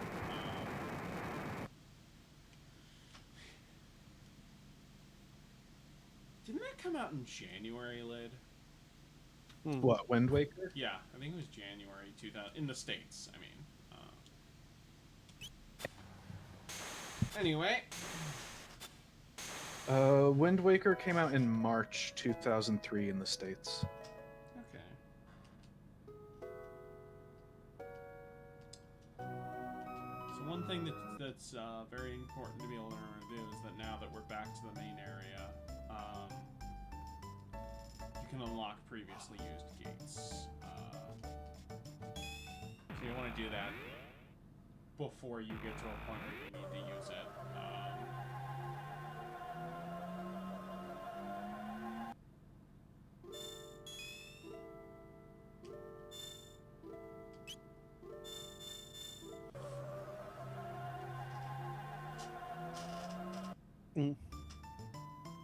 You ever play any non-Pokemon JRPG, Spencer? Nope. Chrono Trigger's a pretty good place to start, I think. Yeah. I don't know. I it's a weird thing with me, but I just generally like don't play games that are really heavily story driven. This one's it's pretty. A lot of Square's big JRPGs in the 90s have a structure where it's very linear first half, but pretty open second half, which is a structure that I quite like.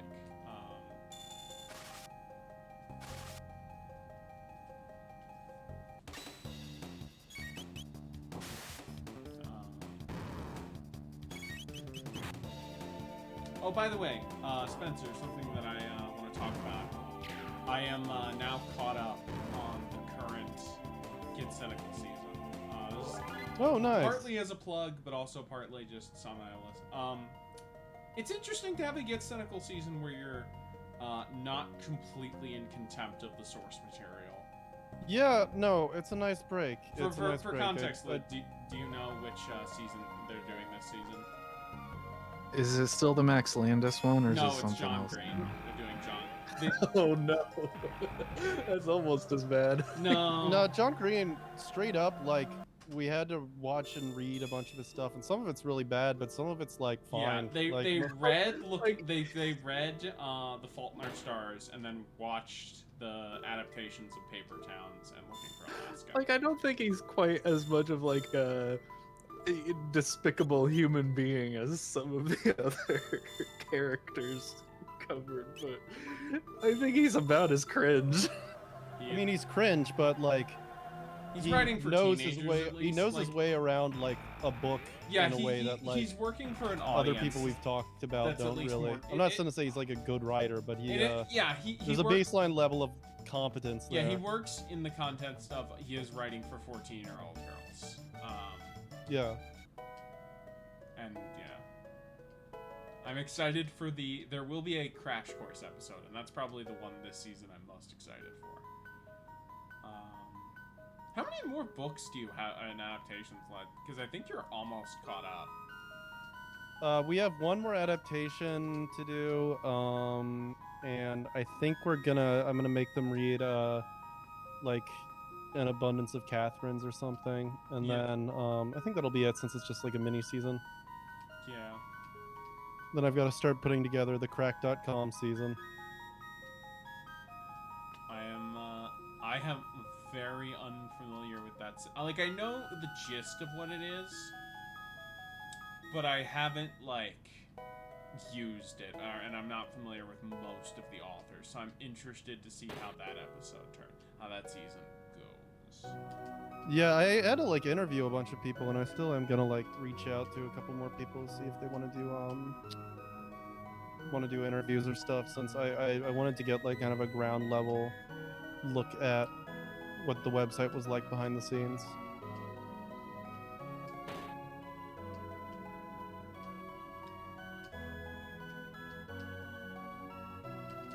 I think I've mentioned this before, but if you ever need like a bonus idea for Get Cynical, the two things that I would like to try and get you to watch, especially with the added context of how well both of them have aged, are video game related things, because you can't do that as a full season, but like Indie Game the Movie and King of Kong. Indie Game the Movie, I don't know if King of Kong would work fully, but Indie Game the Movie I definitely think would work. That would be a great episode. I am very...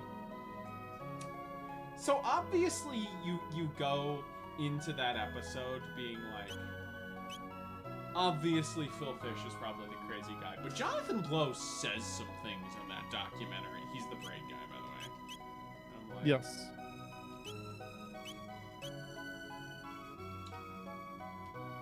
Then I am, like, have you seen the iconic YouTube video, Spencer?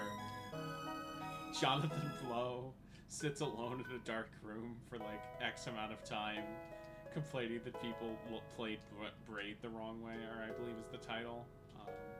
God, what a bitch. Yeah, I believe it was who was it that did the viral video of them playing it and just goofing off? I believe it was Soldier Boy. It was Soldier. That is correct. Yeah, I mean, it is funny, those, like, that crop of, like, indie games was, for the most part, like, really formative for me. So, I didn't play, Yeah, there's Braid, and I didn't play Braid, and I dropped Fez after, like, 1 hour because it was so bad. Well, clearly, if you listen to what Phil Smith talked about, he's clearly way better than those Japanese developers. Yeah, no, it's so cool to just make a cave story, but you can change dimensions, but shittier. Yeah, no, just fucking goddamn, dude, that game was so fucking tedious. It was just like, all right, I'm out of here.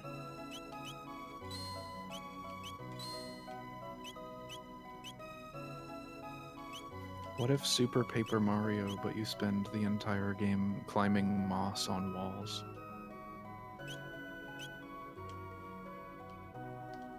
Yeah. I definitely, there are a lot of indie games from that era that I do. Like, Cave Story obviously is iconic. Shame the publisher, Nick Alice, stole that game from its developer. Yeah, Cave Story is pretty fun from what I remember. Yeah. What is it?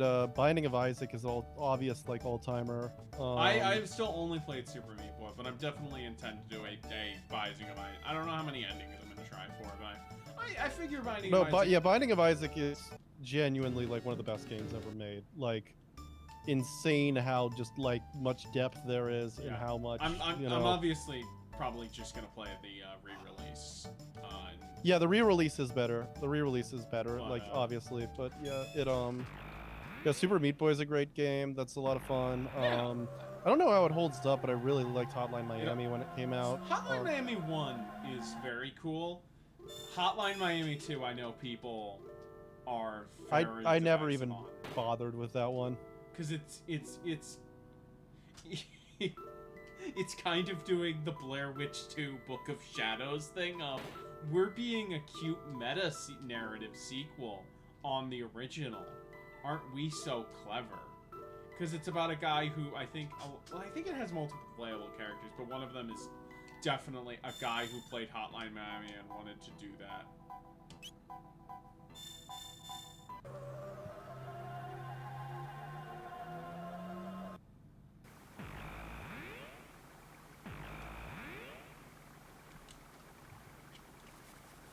I do think the original Binding of Isaac has a banger soundtrack, but yeah, it has a much better soundtrack. I modded the game to put the original soundtrack in.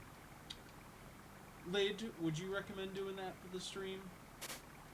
Yes. Maybe. It's so easy to do. I believe it's easy to do. It's so much better. I do at least, like, maybe I'll, for the first, like, switch it out in between streams for different runs, just because, like, I do kind of want to hear what the new soundtrack is like on my... So here's a question for Binding of Isaac. How much does it do runs carry over between other runs? In terms of, like, pure, like, what you have, nothing, but you unlock more things that get added to the pool. Yeah, you unlock. What's big is you unlock more characters, basically. Okay, so it's not you unlock more. Or sorry. Yeah, it's not like a cumulative roguelike, but you unlock more characters and you unlock more, like, different, like, power-ups and shit. And once you, I mean, they probably patched it and changed it, but back when I was playing, once you unlock the Zazel, the game just gets nuked. Yeah, he's that gotten... character was so fucking powerful back in the heyday that it literally didn't start out with health that you could regenerate. Like, the health, if you lost it, you lost it for good. But he was just so powerful that it didn't even matter.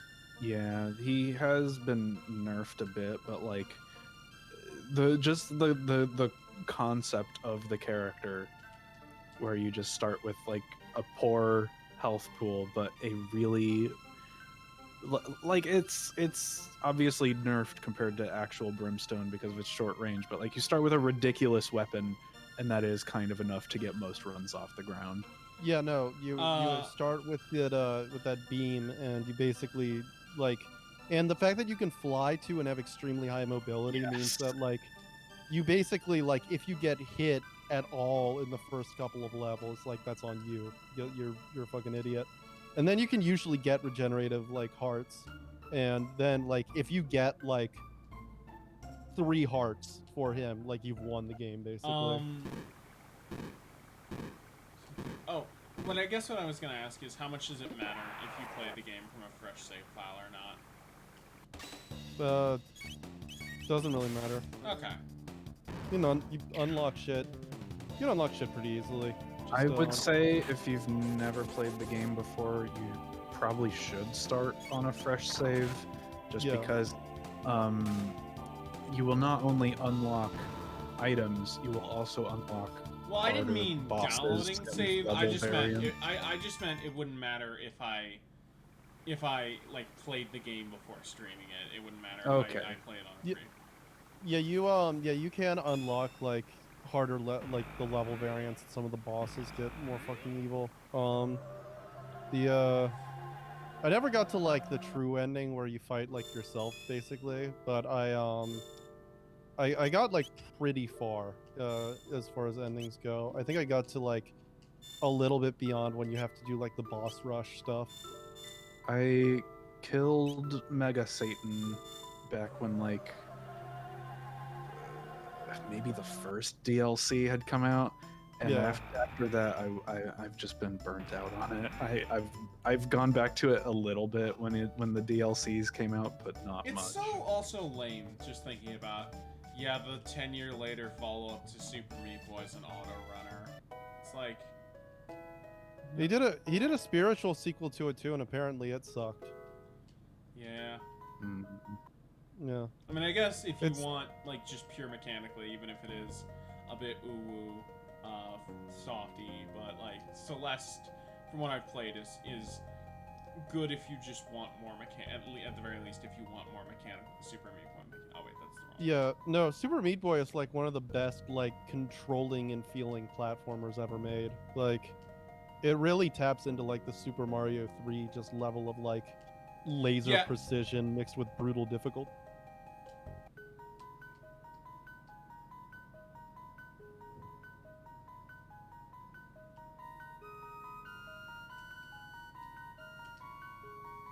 Yeah, no, it's just a fantastic game, and I really want to replay it when I get a chance. Oh, also, because the composer, you can mod it on PC, but because the composer and Blow had a falling out. Like, do you remember? There's a new soundtrack in that game. Super What? Meat Boy? Yeah, What game? Super Meat Boy has a What? different soundtrack on re-releases, I believe. What the fuck? That's so stupid. How hard did these two? I know that like he and Edmund McMillan fell out, but like, how much of a like that's one of the best soundtracks in gaming. Yeah, that the soundtrack, that Super- original. I don't know. I have not heard any of the new music. I don't know if it's good or not. I'm probably gonna play it just with the old. Yeah, no, I mean that's insane. Like Edmund McMillan is like one of the best video game composers out there right now, and Super Meat Boy is like probably his best work. This like weird mix of like funk and techno and metal and just like, oh my god, what? Ah. The original Super Meat Boy soundtrack was Danny Baranowski. Yeah, sorry, Danny Baranowski, my bad. He did Crypto the Necro He also He did Crypto the Necrodancer. He did the original Binding of Isaac soundtrack. He also did a bunch of OC remixes that I know and like. You know, it's funny that he did the original Binding of Isaac because one of the composers that they got to do the new Super Meat Boy soundtrack did the Binding of Isaac Rebirth soundtrack. That makes sense. They also got Hotline Miami and Plants vs. Zombies people to do songs for it. Just good. 3 songs from Super Meat Boy got added to Rock Band 3. Forget. Can you still? I'm looking up the feud.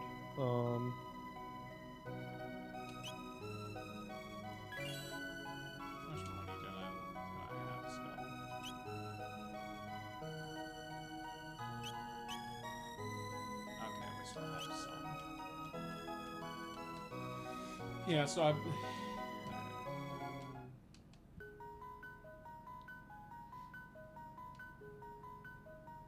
I'm trying to piece together what the fucking feud is between them. Yeah, I think it might be like under legal shit, so neither of them can really talk about it. But it's. Yeah.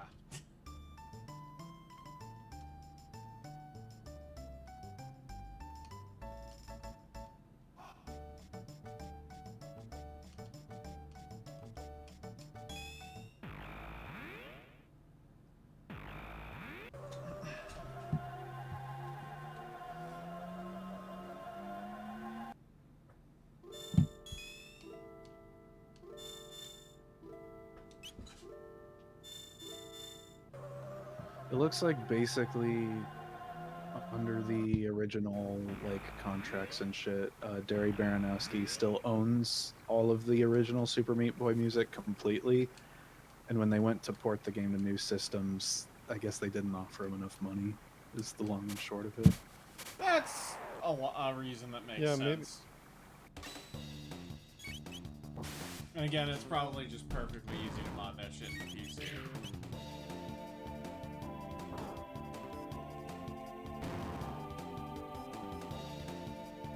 Sucks if you like that game on console, though.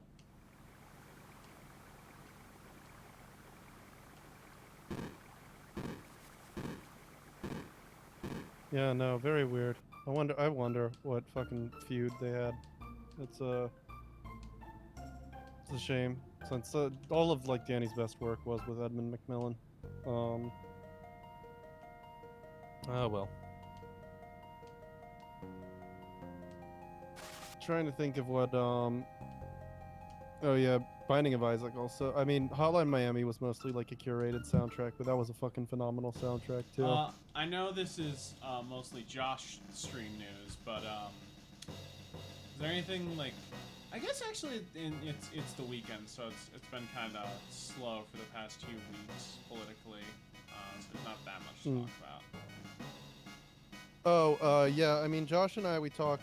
We got so sidetracked last stream. We forgot to talk about like the special elections and shit. But big blowout for Virginia Dems.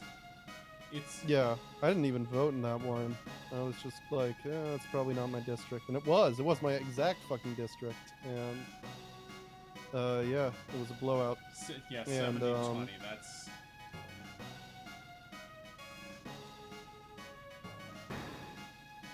Yeah, we talked a lot about 2024 basically, and I wedged my take that that it's going to be harder for the Republicans to win the presidency than it is for the Democrats to hold the Senate. Just kind of bounce that off them.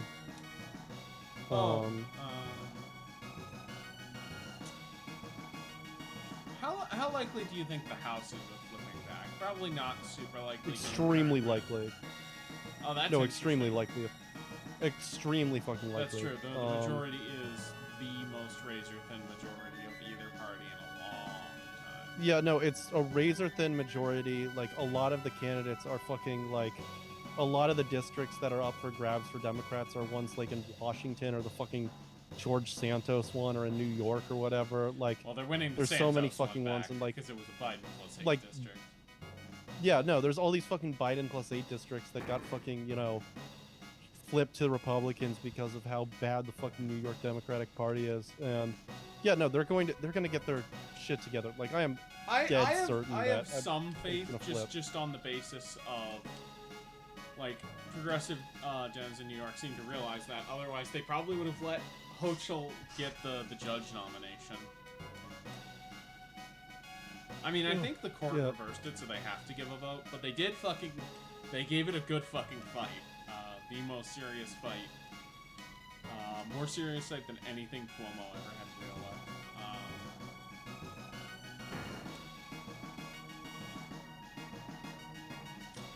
Really yeah, no, I think at least 2026 looks way better. That's at least the one good thing. No, Bowmore, it is a really rough map, and I'm not saying that it's like it's good. I was just saying that the electoral map for Republicans in 2024 is even rougher. And I'm very stubborn about this. I think that They're both fucked, but Republicans have to win 3 out of 4 swing states, and Yeah, all because of the them only are going to be really tough. assuming it's not a complete blowout that we haven't seen since maybe not even Obama. Oh wait, maybe like fucking Reagan. Yeah, The only which it won't be. yeah, it won't be. The barring any economic collapse, the only states still up for grabs that are like competitive are Nevada, Wisconsin, Georgia, And Arizona. Arizona. That's it. Yep. And It is all of those. It is very funny that cinema becoming an independent and making a three-way might actually make it easier for Dems to win. Yeah, no. I was gonna add that yeah, like all 4 of those states, except for maybe Georgia, like all of those are like lean D. Yeah. So like it's doable that they win, but like everyone's who's like treating it like it's a sure thing that DeSantis will fucking win, and it's like, no, like he has to win Wisconsin. DeSantis will get fucking shanked in Wisconsin. Like it's no. I think that's that not even, and that's assuming it's a two-man race. Yeah, no, that's complete gridlock. And at least in the Senate map, you know, you have Tester running in Montana, and that's totally doable. Sherrod Brown seems unlikely, but like, who the fuck knows? Manchin's obviously a dead man walking, and if you think Blue Texas is gonna happen, you're a fucking idiot. But yeah, I think Sherrod's a coin flip at this point. But yeah, no, at least it's like theoretically. Oh, you know possible. what we can talk about? Mayor Pete's What? fucking done. He will never win a statewide election, let alone run for president again. It's over. Let's hope. Yeah, no, he so funny. Biden with the political Literally cattiness. saying in Ohio when you were making your points, oh, I lost my train of thought. Yeah. Biden, 100-dimensional chess master, ruining Kamala Harris and Biden's career, and Peter Pete's careers. Yep, and also I would say the other candidate that I kind of fear taking over the primary, Pete was definitely the least likely of the three, is Newsom, and I feel like Newsom is in a weaker position than he was like a year ago. Well, no one's going to primary Biden unless he fucking dies. Like Yeah. that's not gonna happen unless he, if like Republicans didn't primary Trump, like no, that's just never going to happen. Well, to be fair, Trump did have better approvals in his own party, but you know, like you said, Biden's approvals have been like improving, and even then, it's like, yeah, no, there's that joke that Democrats, like when Obama's approval ratings were like in the low 50s, they were like, I do not respect this Kenyan fuck. I may be a Democrat, but I love liberty, and I think Obama is a Muslim. And then now that Biden's approval ratings have dipped into like the 30s at points, it's just like Chairman Biden today expanded grain well, they're yields not. by- They're basically just, the difference is Democrats the difference between like now and the Obama years is Democrats got elected on running against Obama. No, the difference is Democrats are just ignoring Biden completely, which is a smarter strategy. Well, yeah, they're ignoring Biden, but like still, like no one is fucking psychotic enough to primary him. Like there is no universe in which that happens unless he like literally dies. Yeah, the universe that happens, they lose the midterms. Even if they lose the midterms, like I think there might be more pressure like from inside the party, but like if he wanted it, they'd have it. Like, you know, again, like if Hillary Clinton was allowed to run for president with that fucking scandal and that low level of popularity, like they're gonna let Biden run for president again. I feel like I'm not saying you're wrong. I'm just saying a difference between. Well, I mean, there's no real point in this. I'm just saying. It's just like I remember how, like for 8 years, the promise was Hillary can run unopposed, but that's a moot point when you're an incumbent for versus a Yeah. candidate who is assumed front runner. It's so fucking funny how disgraced Clintonism has just become. Yeah, no, it is very funny. Like, I mean, it wasn't like they had a purge, but like the Clintonite wing of the Democratic Party really Well, I kind of mean- got just like, Part of it is that a lot of them are just fucking old. yeah. But a lot of the Clintonite ring, a lot of the Clintonite wing, just generally, Bowmore, he's been making moves to do it. Like he's been hinting at it very heavily. He's gonna do it. So The here's- only reason he would not run again is if like his health was so bad that he dies. Here's a question. What do you think DeSantis is waiting for to announce his run? Like, what's the? Oh, it's because there's a law in Florida that if he has to resign from being governor if he wants to run for president, and he needs the courts to fix that for him, which they will since he has control of the courts. But he has to like do that first. He might also be focusing heavily on like the systematic destruction of education there too. That might be a little bit more I think a priority. And I think there's also the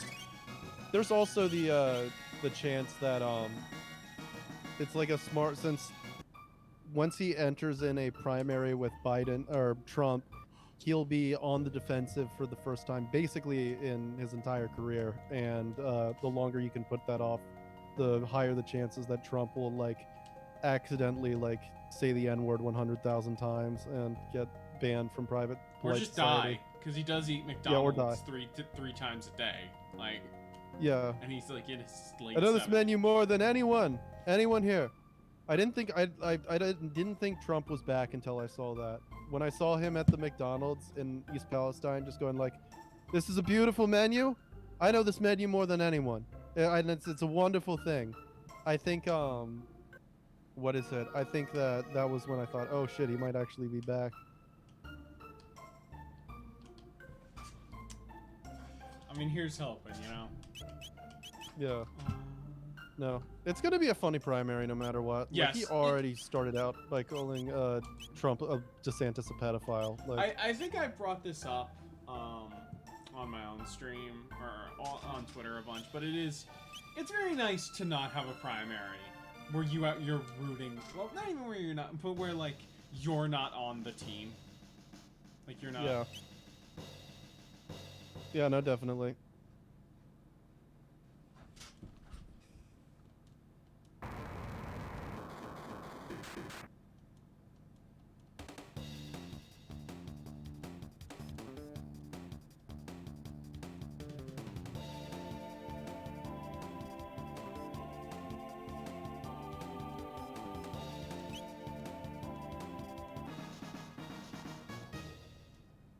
All right, I think I will split now. I've been on here for a little bit. No, I get it. and wanna do Thank you some for writing. joining. Of course. I'll catch you next time, Andy. Yep.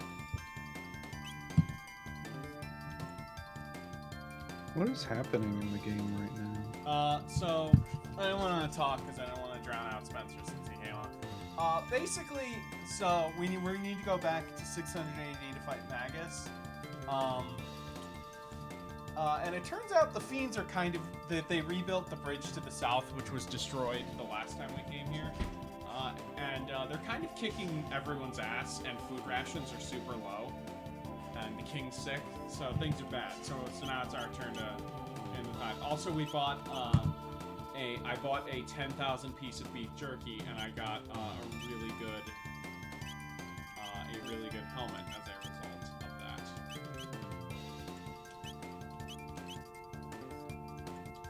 All right, let's. From beef jerky? Well, because I gave it to the guy who was the army captain. Because you get one from the chef who's upset at his brother for being a bitch. But if you get a second, you get that. Oh fuck! I forgot to heal. Oh wait, no, the skeletons will just revive. The trick for this part of the fight is just attack Ozzy.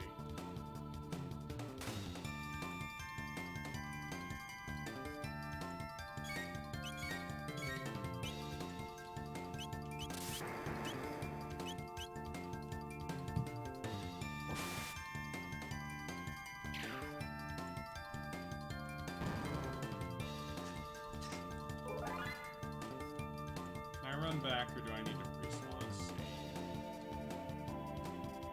I can. Cool.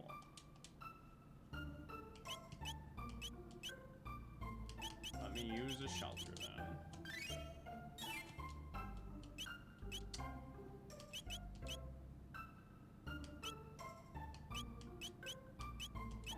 Yeah, I think we have one more dungeon and boss that we have time for after this stream.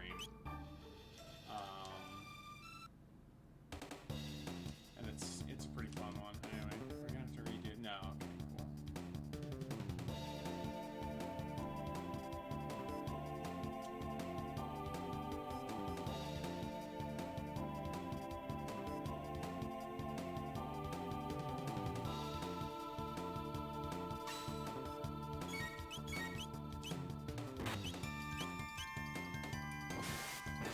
Oh, that's a nice crit.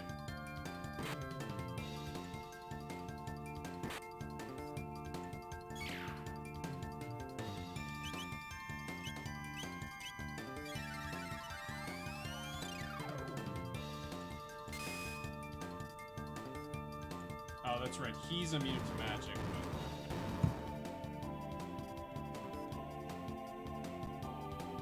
Drats. And now for one of the cooler, more iconic bosses in this game, because it's at the end of the opening for the PS1 DS cutscenes. Say hello to Zombor. What the heck is that? Giant fucking skeleton demon.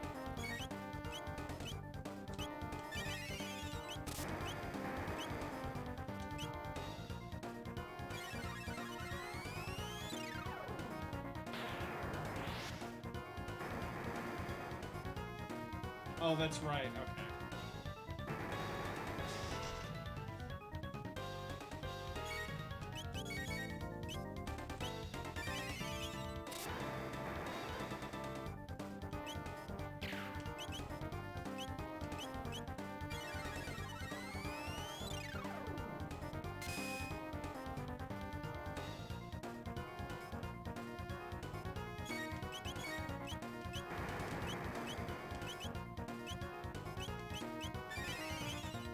Does how far away he is impact damage? I don't think so. Oh, right, okay. Oh, that's right.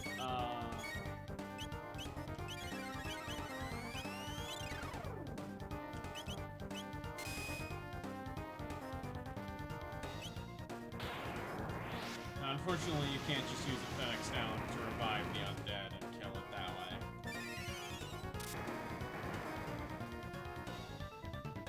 That would be based. Yeah,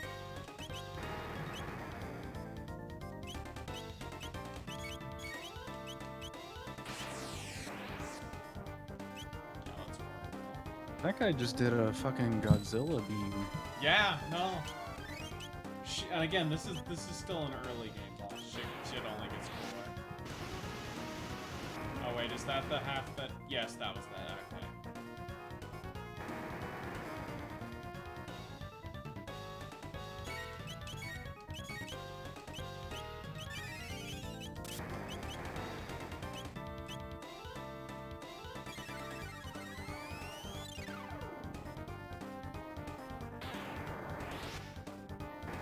There we go. Oh wait, no. Oh shit.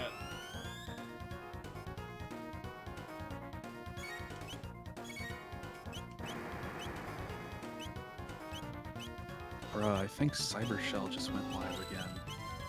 That's crazy.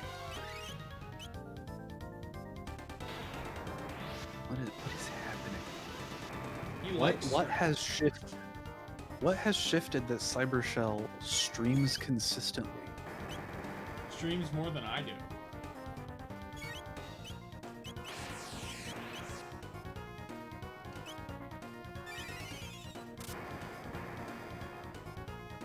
Ah, shit.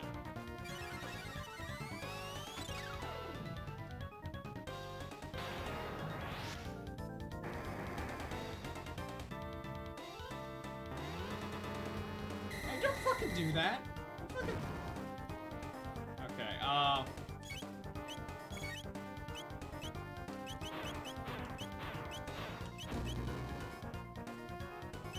shit.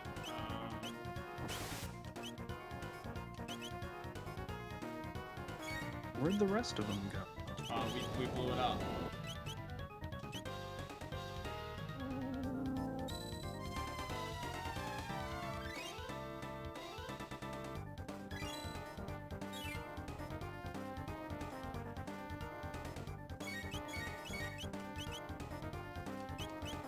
How's the boss saying death, death, death if he has Because no he has a mouth? crotch mouth. Ew.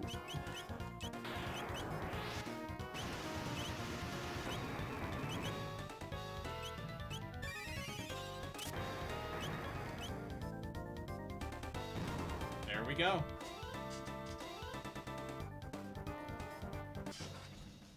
Remember in RPGs when you would kill a thing and it would like dissolve or explode? Yeah, that was cool.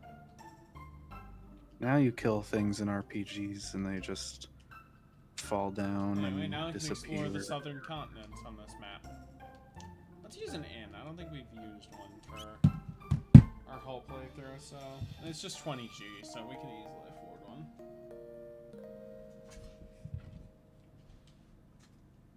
It's crazy when you kill certain enemies in Final Fantasy VII and they turn red and then like every individual part of the character model like flies off in a random direction.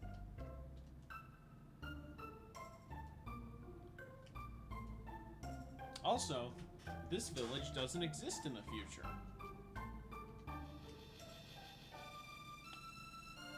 The coal mine got shut down. Yeah. Something different, but yeah. I want to hear something interesting.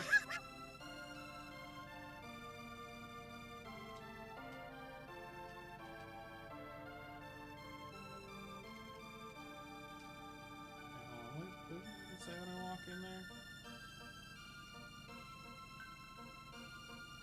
Oh, that's right. This is a secret combination. The rainbow shell will be important much, much later. Like, last 2 or 3 streams later.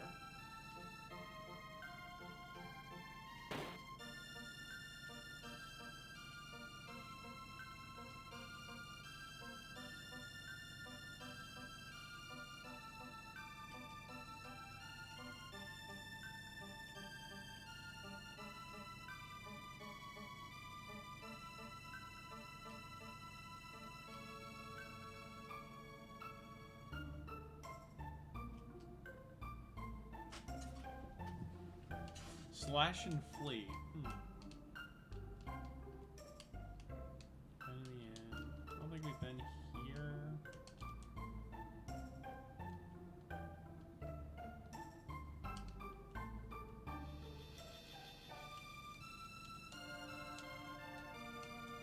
Oh, fuck you.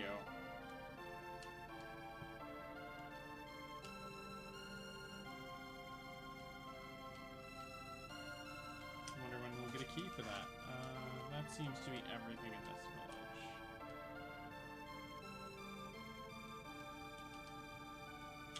Fiona's village. Now you remember there's a big desert wasteland here, and she's fighting to protect the trees, so obviously that tells you something. That's where we need to go next, but we got some stuff we can check out in the southern town first.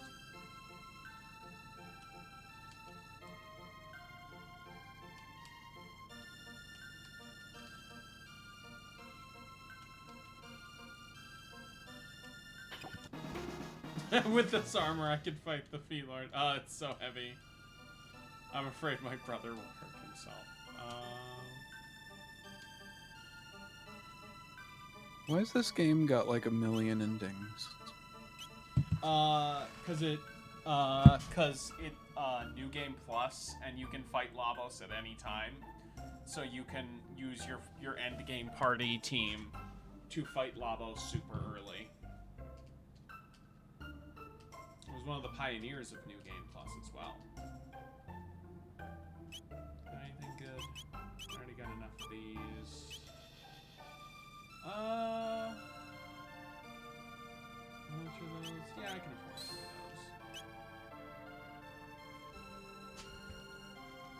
Oh, that's just better. Okay, let me.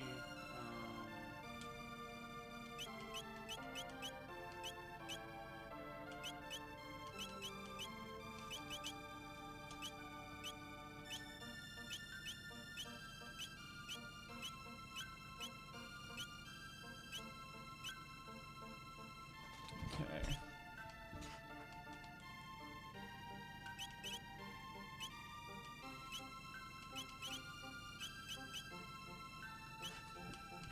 Let's see, what can I sell?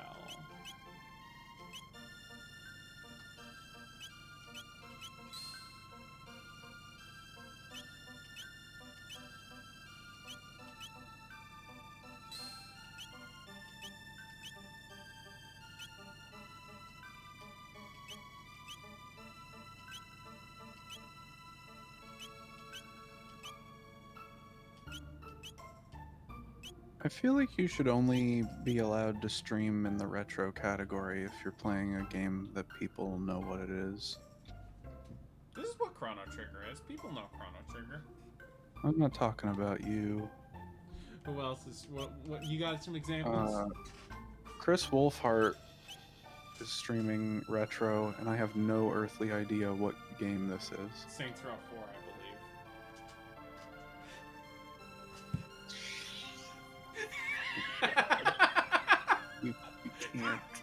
You can't call it that. Let me look up the date. Can't.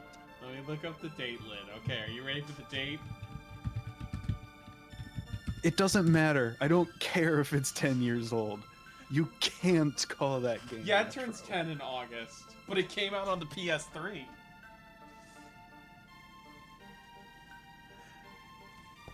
The PS3 was still getting brand new AAA video games after Breath of the Wild came out. That's true. Persona. Well, was it? Like what? And don't say NFL. Those versions aren't fucking AAA. NBA. Like those sports games aren't the AAA versions. It pretty much is. It pretty much is just Persona. Okay. And that came out in Japan before But Breath it of still the Wild. did. But But I it think, did still come out. Have I done my rant on here about how the concept of retro video games is outdated? I don't know. I don't recall. Like specifically, in Skyrim, dead NPCs would lay in the streets for a month. That's great. Specifically, what I mean is that like retro video games are the new classic rock. In that eventually, you have to admit, like, by the definition of retro games, Saints Row 4 will be retro. Eventually. But, like, look at it. You know? Now, Lid, there is something worth considering, which is Saints Row 4, a PS3 game, is more distant from us than some Super Famicom games were when the Wii Virtual Console launched.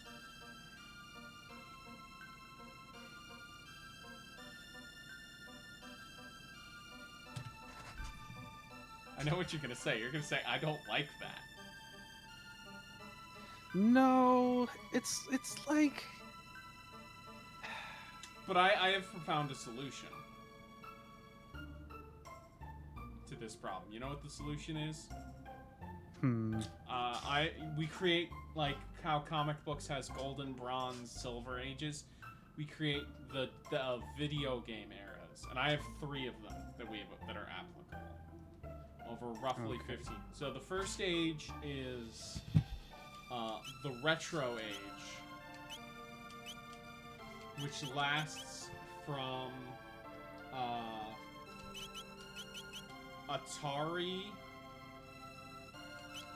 from the launch of the 2600 in 20 till about around the end of 1992.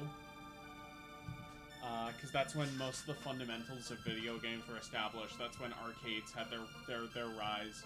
That's when the modern console, you know, all that stuff.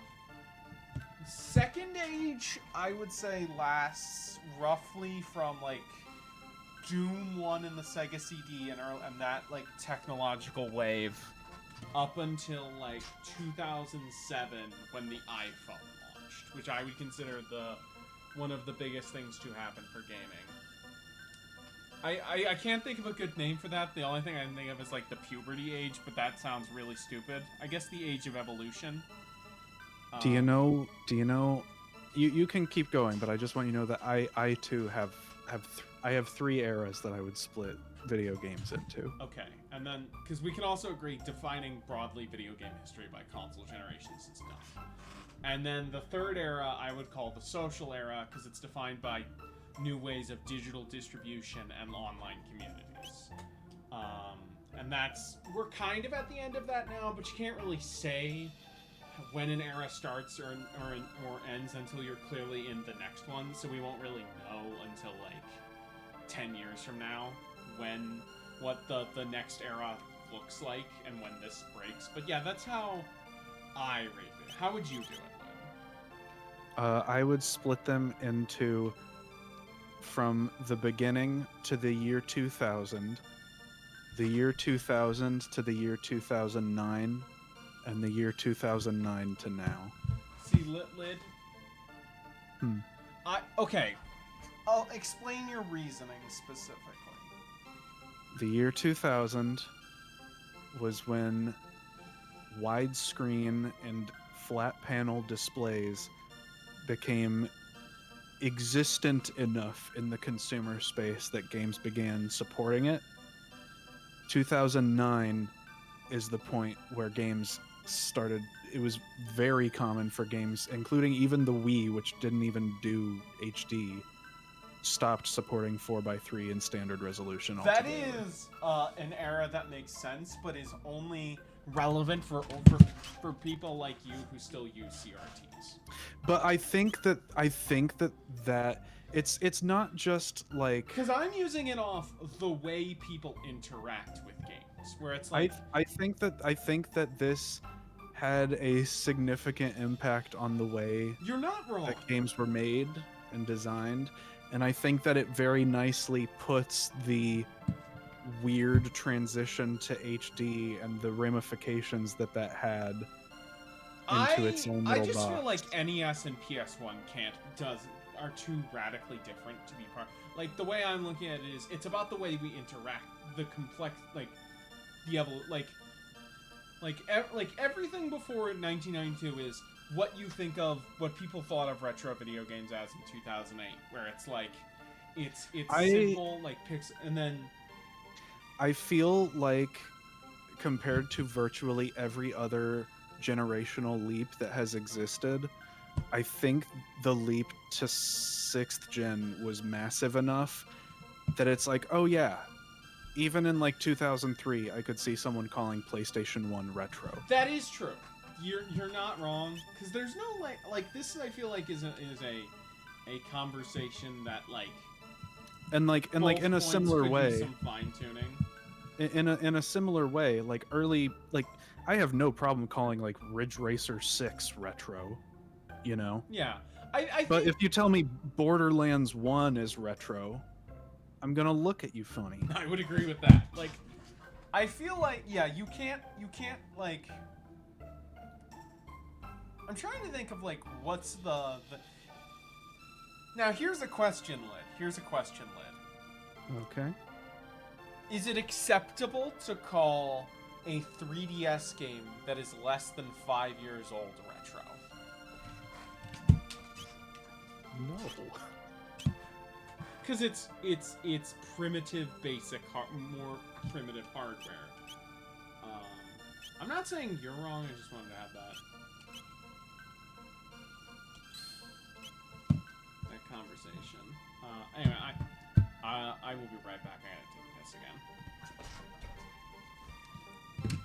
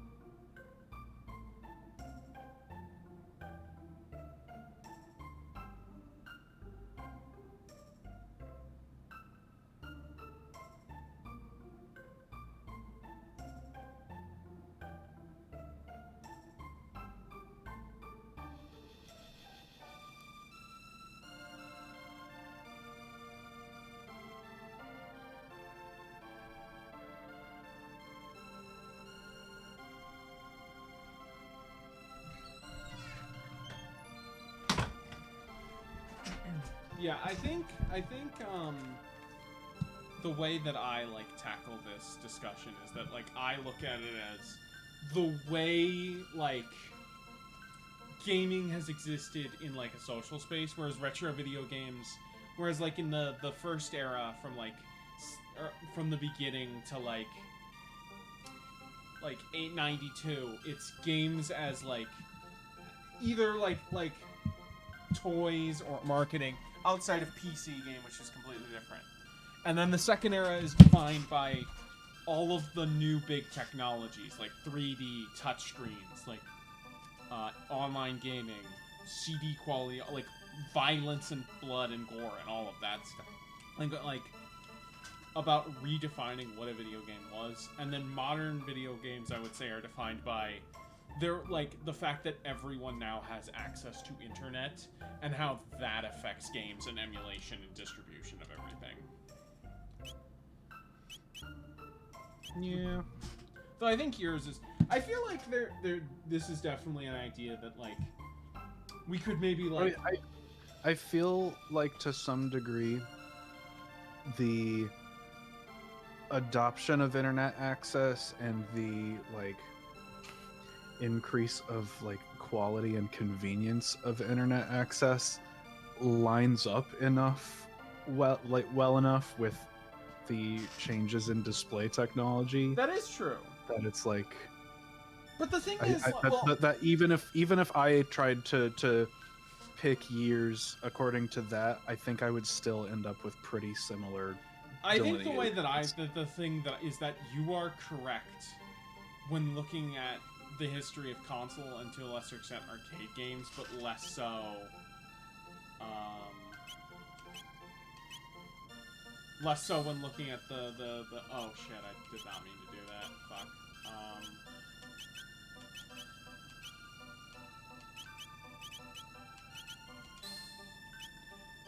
But less so when looking at the history of like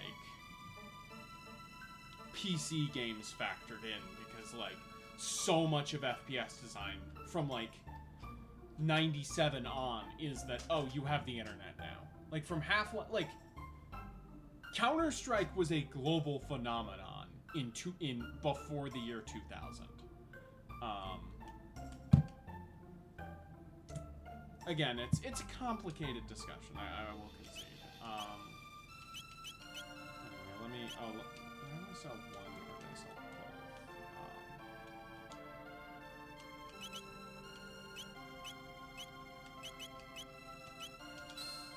Okay, so now let's.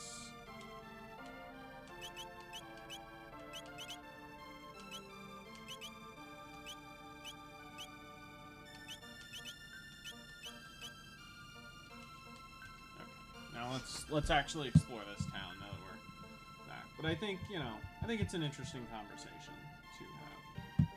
Oh shit, is oh no, wait, my stream's just bought. There we go.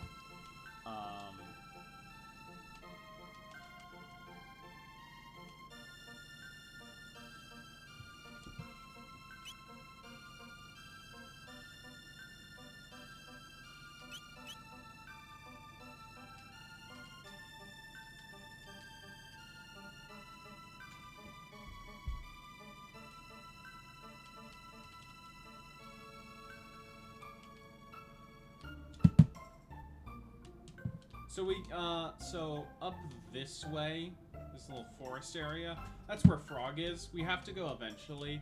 We could go right now, but there's no real point.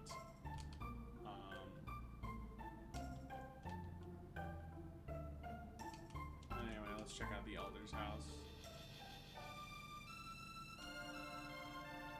As great as 2022 was for games, I do think it's a little bit of a shame that, like, aside from Elden Ring, I think pretty much every good game that came out last year was just, oh, someone finally made a game in this genre and didn't fuck it up.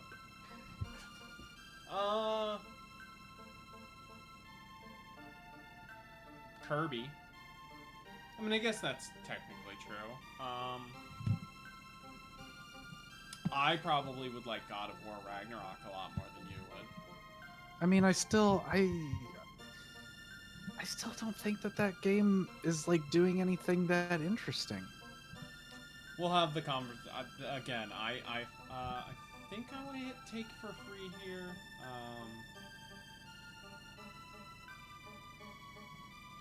Yes, that's good. So yeah, take it for free.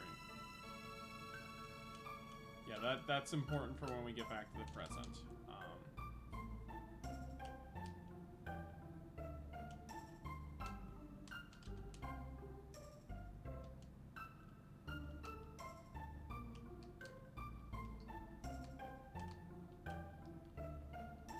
Oh look, this has 2 boxes of mysterious boxes.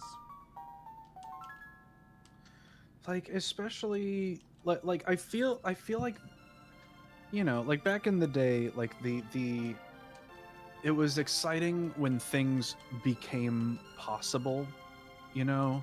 Yeah. Like, oh, a video game can just have a movie in it now. Yeah. A video game can just, the whole thing can be 3D and you can explore it, you know? And I feel like now the closest thing we have is, oh, video games are finally easy enough to make that a tiny group of people can make something that's like the best thing you've ever played in this genre. Yeah. That I would say is the defining. Like, I'm thinking about. I mean, I guess. Or not even Well, necessarily. would you say GTA 7 or Gran Turismo 7 is like that? Anyway, you're gonna want fire magic for this. Gran Turismo 7 is a very big video game by a very big team. No, not like that, but like in the sense of a game that's good that hasn't been made in a while. Like it's kind of an exception to that rule. I don't know. I'm not familiar enough with this series. From what I gather, it's more like, I don't know. It's I would put it more in the, oh, they made a Gran Turismo. Anyway, and didn't Lid, fuck when it up. you play this part, make sure you're using Luca for this section because she can burn the enemy's wooden weapons, Oh. and that's very useful. Love shit like that. Like, no, like it's not even like even games that aren't Spark 3 or Pizza Tower, like to some degree, even a game like Yeek is exciting. Cause like Yeah. as much problems as that game has, it's still like, oh, that's a whole ass 3D JRPG made by a couple of guys. If someone who knew how to write got a hold of that kind of, you know, I don't know what, workflow rhythm and just did it, like you could have, I feel like we are potentially like a single digit number of years from an indie game that ends up having as much of an impact as like Final Fantasy VII without being, you know, like Undertale, where it's like a pixel game where the fandom kind of runs away with it. Okay, it's good you said that because I was literally about to say Undertale. Because like Undertale's like, it's a fine game, but like I don't, I feel like it, one, it doesn't have mass appeal due to like its pixel nature, and I think it's also just not a very complex or interesting piece of art. I'm excited to see how much better you think Deltarune is.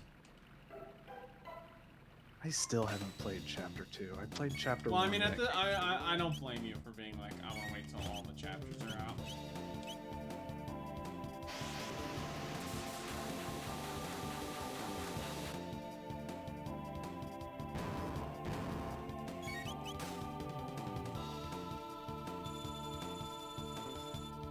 my game.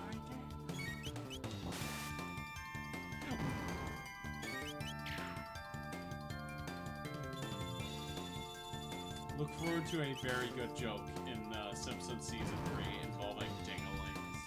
Hi, Oh. Mekagoji75.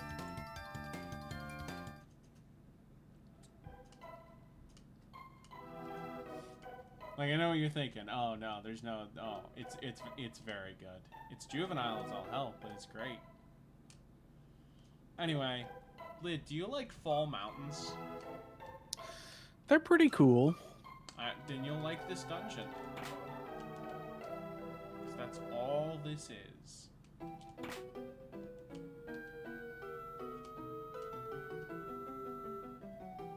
God, look at that waterfall. This game looks so fucking good.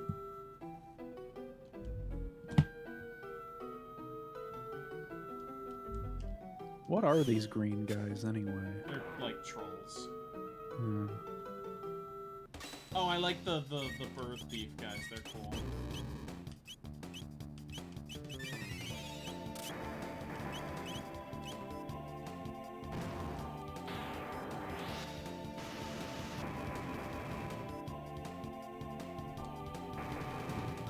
Lynn, you don't even have to use the strong fire attacks. Anything that does fire damage. Damn. Yeah, it's good game design.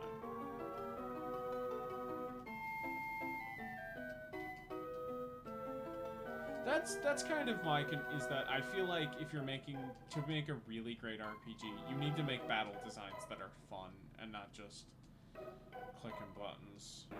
That's kind of the big thing that keeps me from being like, I'm sure Xenoblade is great. I believe everyone who likes that. But I can't imagine I will ever fall in love with that combat system. It's I think Xenoblade 2 is very good in that regard. I can actually play it at an acceptable frame rate, I think. Xenoblade 1 is kind of just straightforward single-player MMO. Xenoblade X tried. I can also play that at home playing it. Well, I don't know how well that runs, but yeah. I think Xenoblade X is actually still the most normal-looking Xenoblade game on console. Yeah. Because it doesn't have a bunch of weird fucking like resolution scaling and shit, and it doesn't give every character jiggle physics and shit, so it's not wasting fucking processing power on making sure that 2 pixels worth of each female character moves the right way.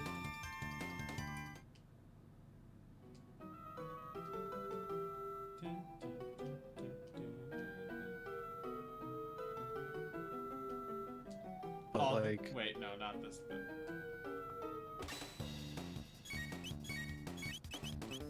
Xenoblade 2, I think is where they It's They so s- funny what they do with Rex in that game in Xenoblade 3.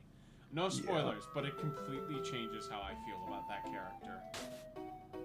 It's like, oh, I'm...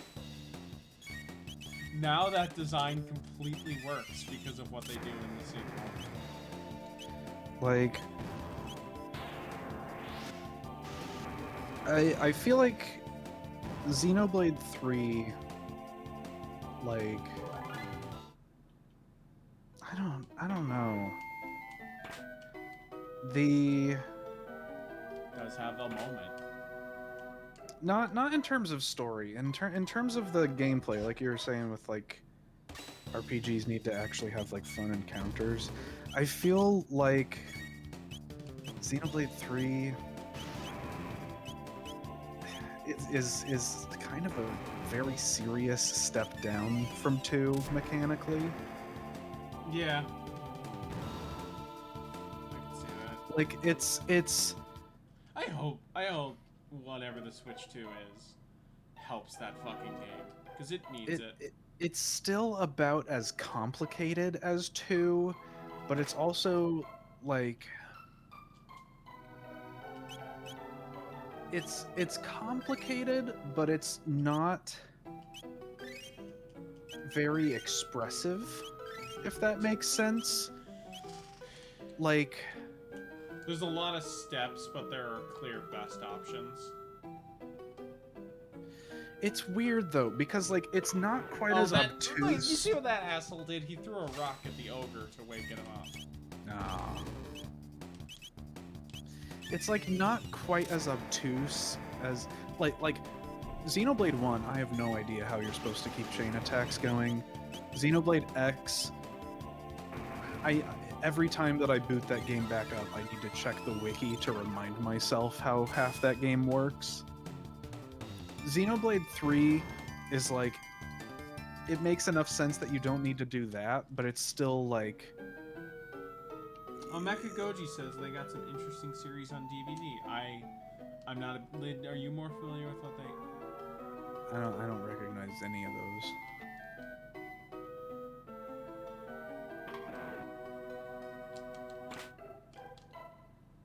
God damn, I could have gotten it the first time.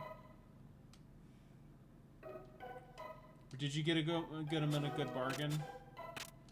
Look at this asshole throwing rocks. He almost knocked me over the ladder.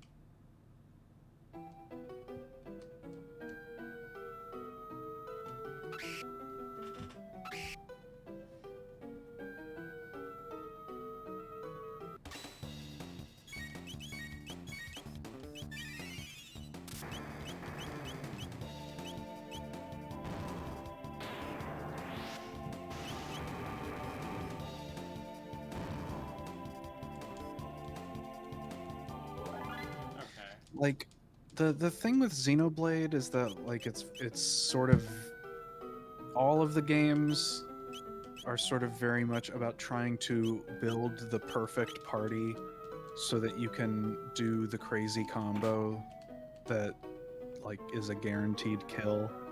Yeah. But like you, you still have to look like, at this background, Lynn. that's pretty good. Like foggy Scottish mountain. Oh, that's lovely.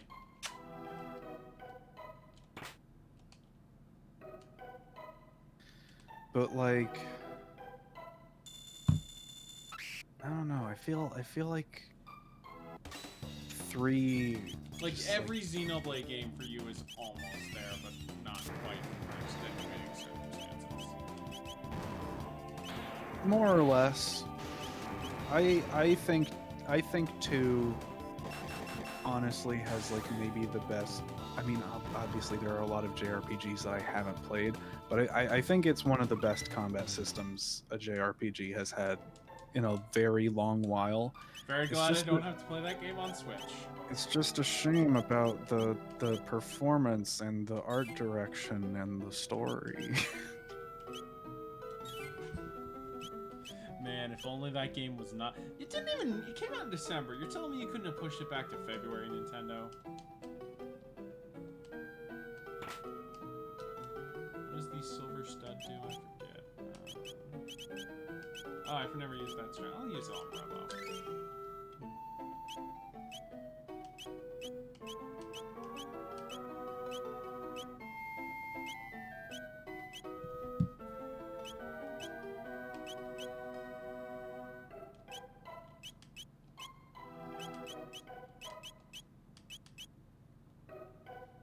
Reduces HP consumption by MP. That's pretty good. Oh, I have one Luca. I like the speed belt.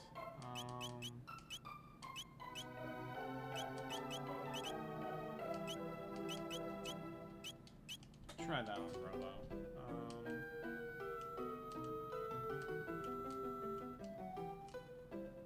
Oh, do I have to go all the way back down here? Okay. Oh, wait, I haven't been here before. Okay, cool.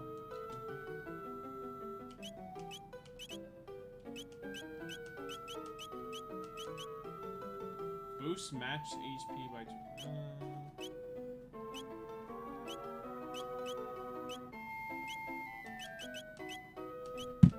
Given that he's our healer, I think I'll have Robo equip that, and then I'll give Cloud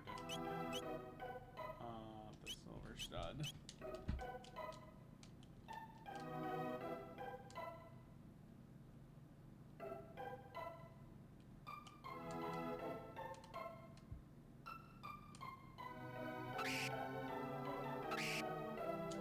Oh, I think I'm going. Wait, am I going the wrong way?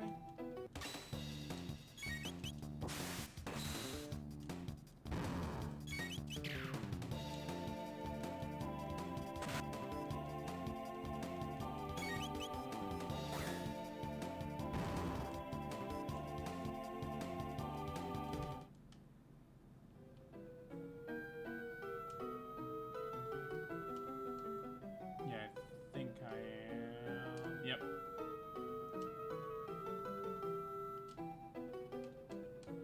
I don't think, god dang it. That's fine.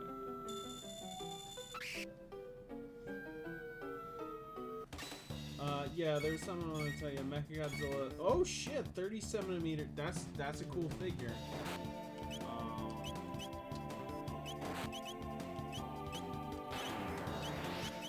I'm not much of a figures guy, so I'm not super interested, but thank you for letting me know.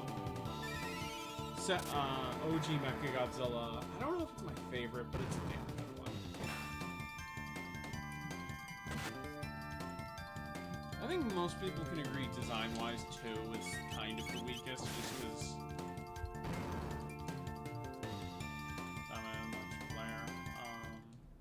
Xenoblade has bird guys that are kind of like this. That's good. It's a good design. I think they're called Turkins or something like that. Oh shit, the Turks. Because they're birds, they're like turkeys.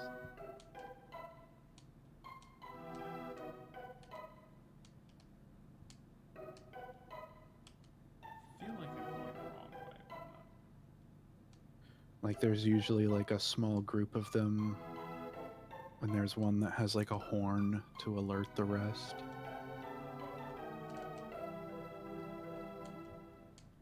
I feel like I'm just missing the way forward, which is annoying, but eh. Dun, dun, dun, dun, dun, dun.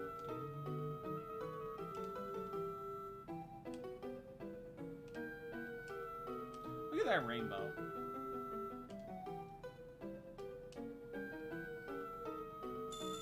Yeah, I'm running.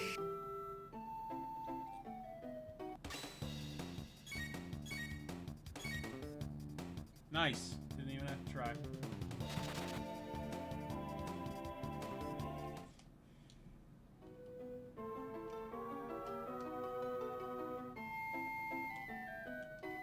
Ah, there we go. Oh, look at this guy. Look at this guy doing his thing.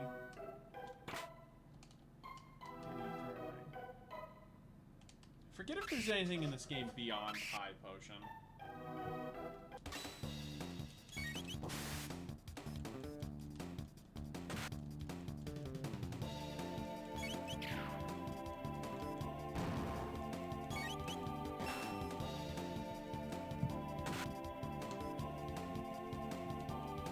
Oh, by the way, Liz, something I can talk to you about Breath of the Wild now, because I've seen the design before, but looking at it and realizing, oh, that really is the Zora's redesign.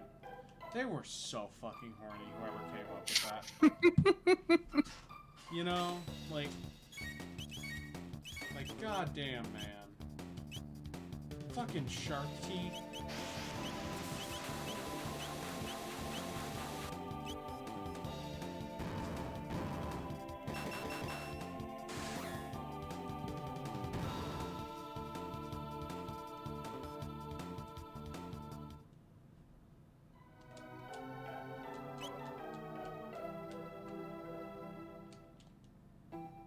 Mountains are so nice. Forget it. That's true. This feller is spitting facts. Yeah, I mean, look at these mountains. This is up there with Ice Cap in terms of iconic mountain backgrounds. Isn't it nice also to not be in a miserable fucking future factory? It's pretty nice. Like, I like that segment. It's a good segment, but it's, you know, it's also really nice to not be in that segment anymore, you know? Yeah. We're almost at boss time, Lynn, which means we're almost at the end of the stream. I think I'll...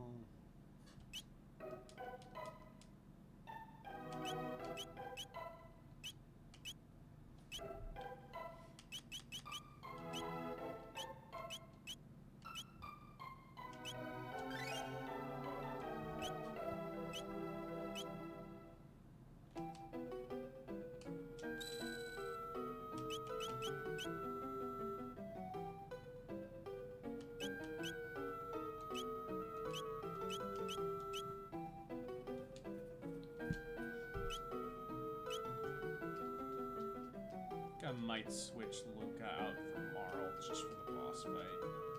Just because she hasn't gotten a lot of love. Plus, it'll be nice to have 2 healers for a boss fight.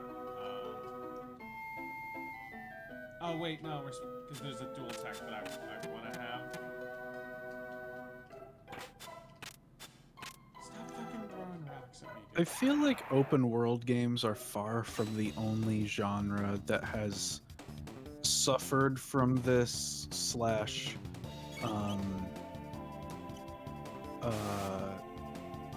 attributed to the problem, but I think that like the shift that happened mostly around 6th gen, where like video games don't really have implied space anymore,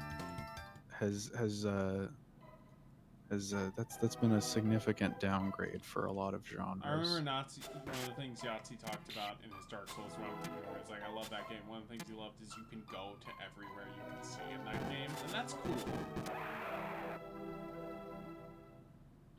But at the same time, you know, Yeah.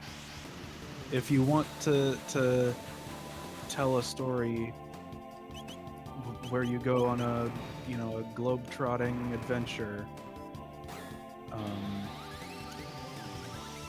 you can't actually make the whole planet and have it be interesting. Yeah. No, it's definitely true. You gotta have some mystery. Like for... Yeah, I mean, it's not just about hiding stuff for that purpose. It's just like for the sake of like pacing, you know? No, I get you. Like when you're actually like playing a video game, you know, like it's not like Yes. it's not like a TV or movie. We learned Fire Sword. Okay, I was gonna... It's not like a TV or movie where they can just cut and have it be 10 days in the future. Yeah, I was gonna let Marl be in this part of the game. He's the wind. Hey, don't go up there.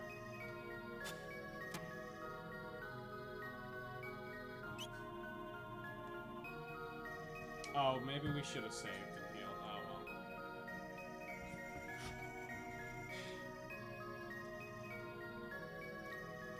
well. Lid, we've had some cool bosses before in this game. This boss is the first to have something special for it, though. Whoa, I'll show you in a second. Anyway, this is Masa and Moon.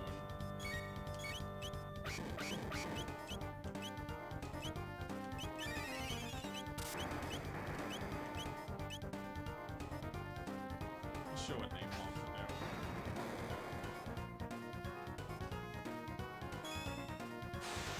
Oh, they just did X-Slash. That's cool.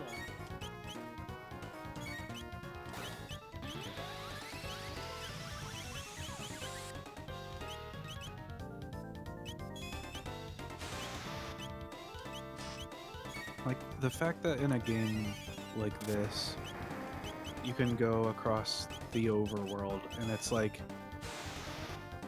if you had to actually like walk miles Yeah, between, you can see the difference in like New Vegas versus how much actual space New Vegas takes up versus Fallout 1 and 2's overall on like a real map of the US.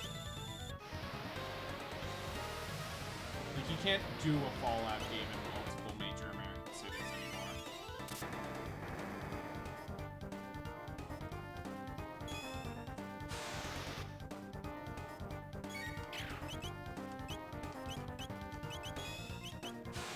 it's the kind of thing where like I feel like someone could, and I do think people would like it, but it doesn't look impressive on the E3 show floor, etc., or in advertisements.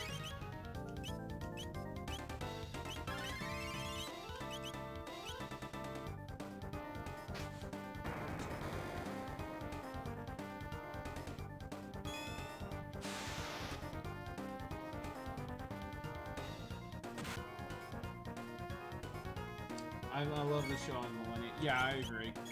Those are the. Let's do the supersonic spin.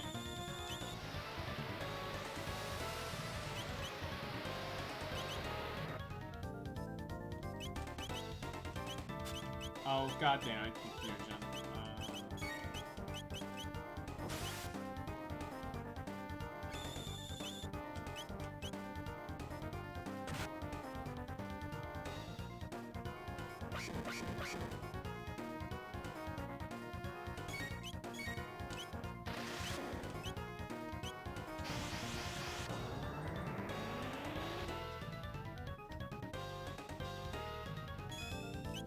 They're so fucking.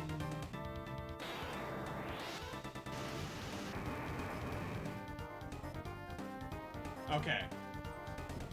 You want to see something very Toriyama lit? Let's see it. You're gonna see it. Okay.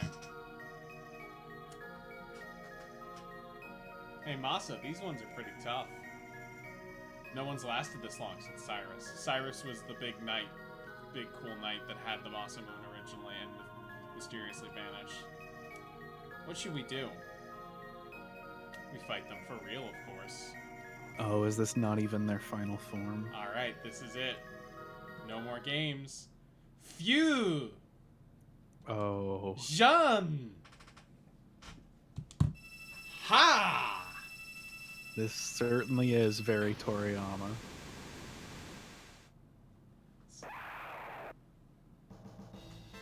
And also say hello. I'm not, like, Chrono Trigger's main boss theme is alright. Boss theme 2 fucking rules. Anyway, that's Fire Sword. You also get Ice Sword with Marl.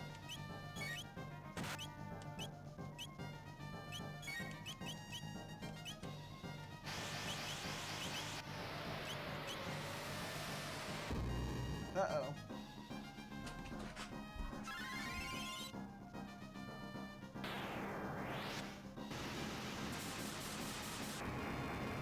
Kiryu might be the best Mechagodzilla design.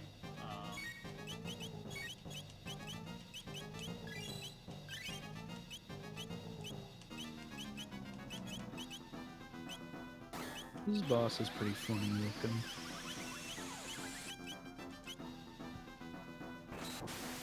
Ooh! I think it's weird when very large creatures have tiny legs or feet. Well, that's kind of part of the joke. Yeah. Oh, shit.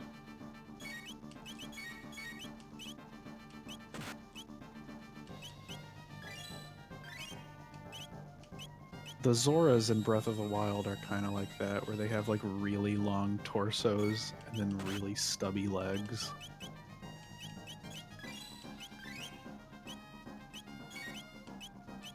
see what Fire Punch is.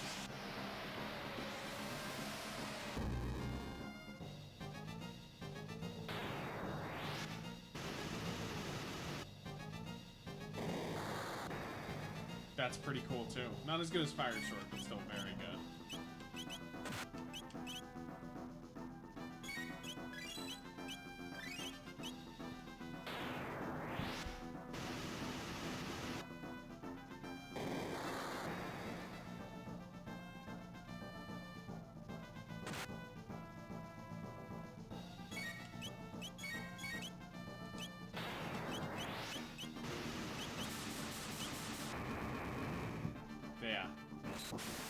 Yeah, because some techs only, dual techs only do the combined, the same as the combined two attacks, but some actually do more.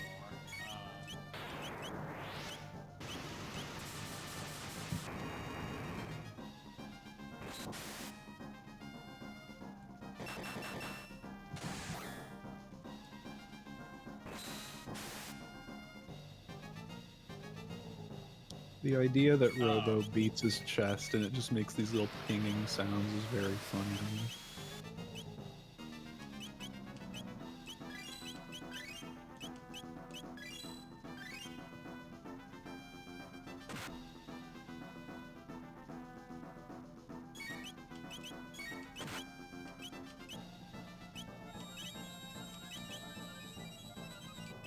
I don't think I would be a big fan of ATB in a game where you can't see the meters. Well, you can't, yeah. So OG Final Fantasy IV. Yeah, I've never played the Super Nintendo version of that. I mean, it's by far the worst version.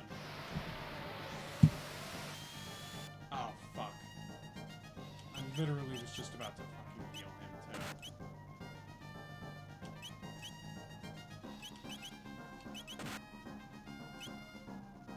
Oh shit, are we coming to first game over?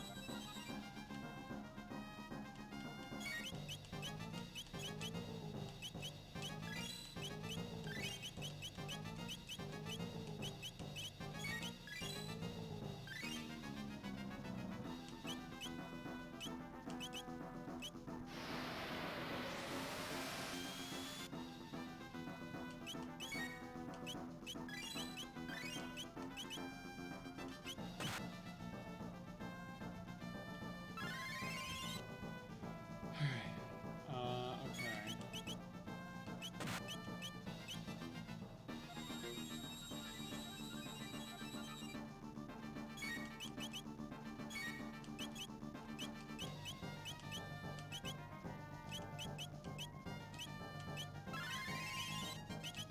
There we go, now we can attack him again.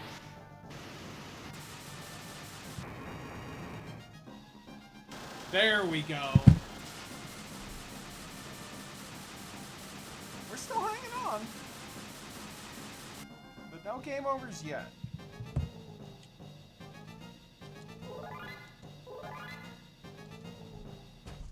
I also think... Oh, okay. They beat us, Masa. That was fun. Do you think they'll fix us? Will they find our proper owner? Yes, it'll be alright.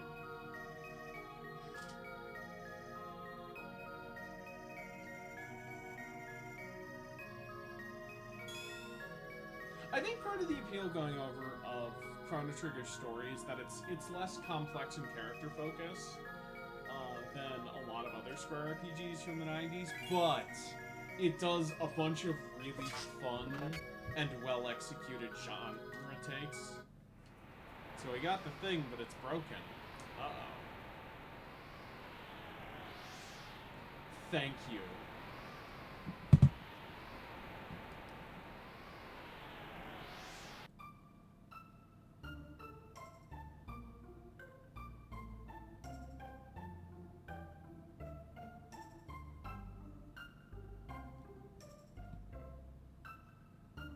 Always good to not have to Yeah, wander we'll back through continue. these. We'll look through the implications of this next in a little bit. Let me just switch Marl out, so because we want Lucas gotten a lot of love, and I think it's good to.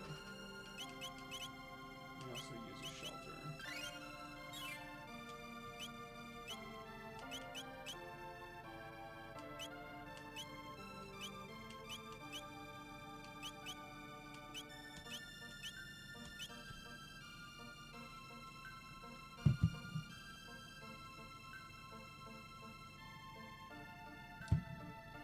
Anyway, thank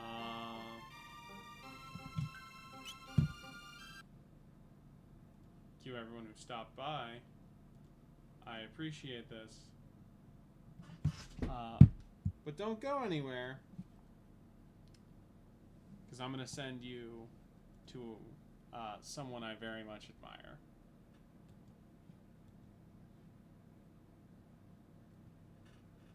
I sent them to Cybershell. I've never even Thank you, heard of this Kaiju. game What's that up, he's dude? been streaming. Appreciate it.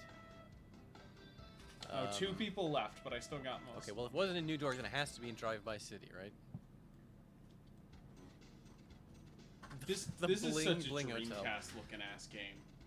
Love it. Like, this Love it. literally looks like Station Square. All right, now, I don't know exactly where the grocery store is. But yeah, look at this cube. I was so enamored with this cube. That's a pretty good cube, Lid. Space Channel 5.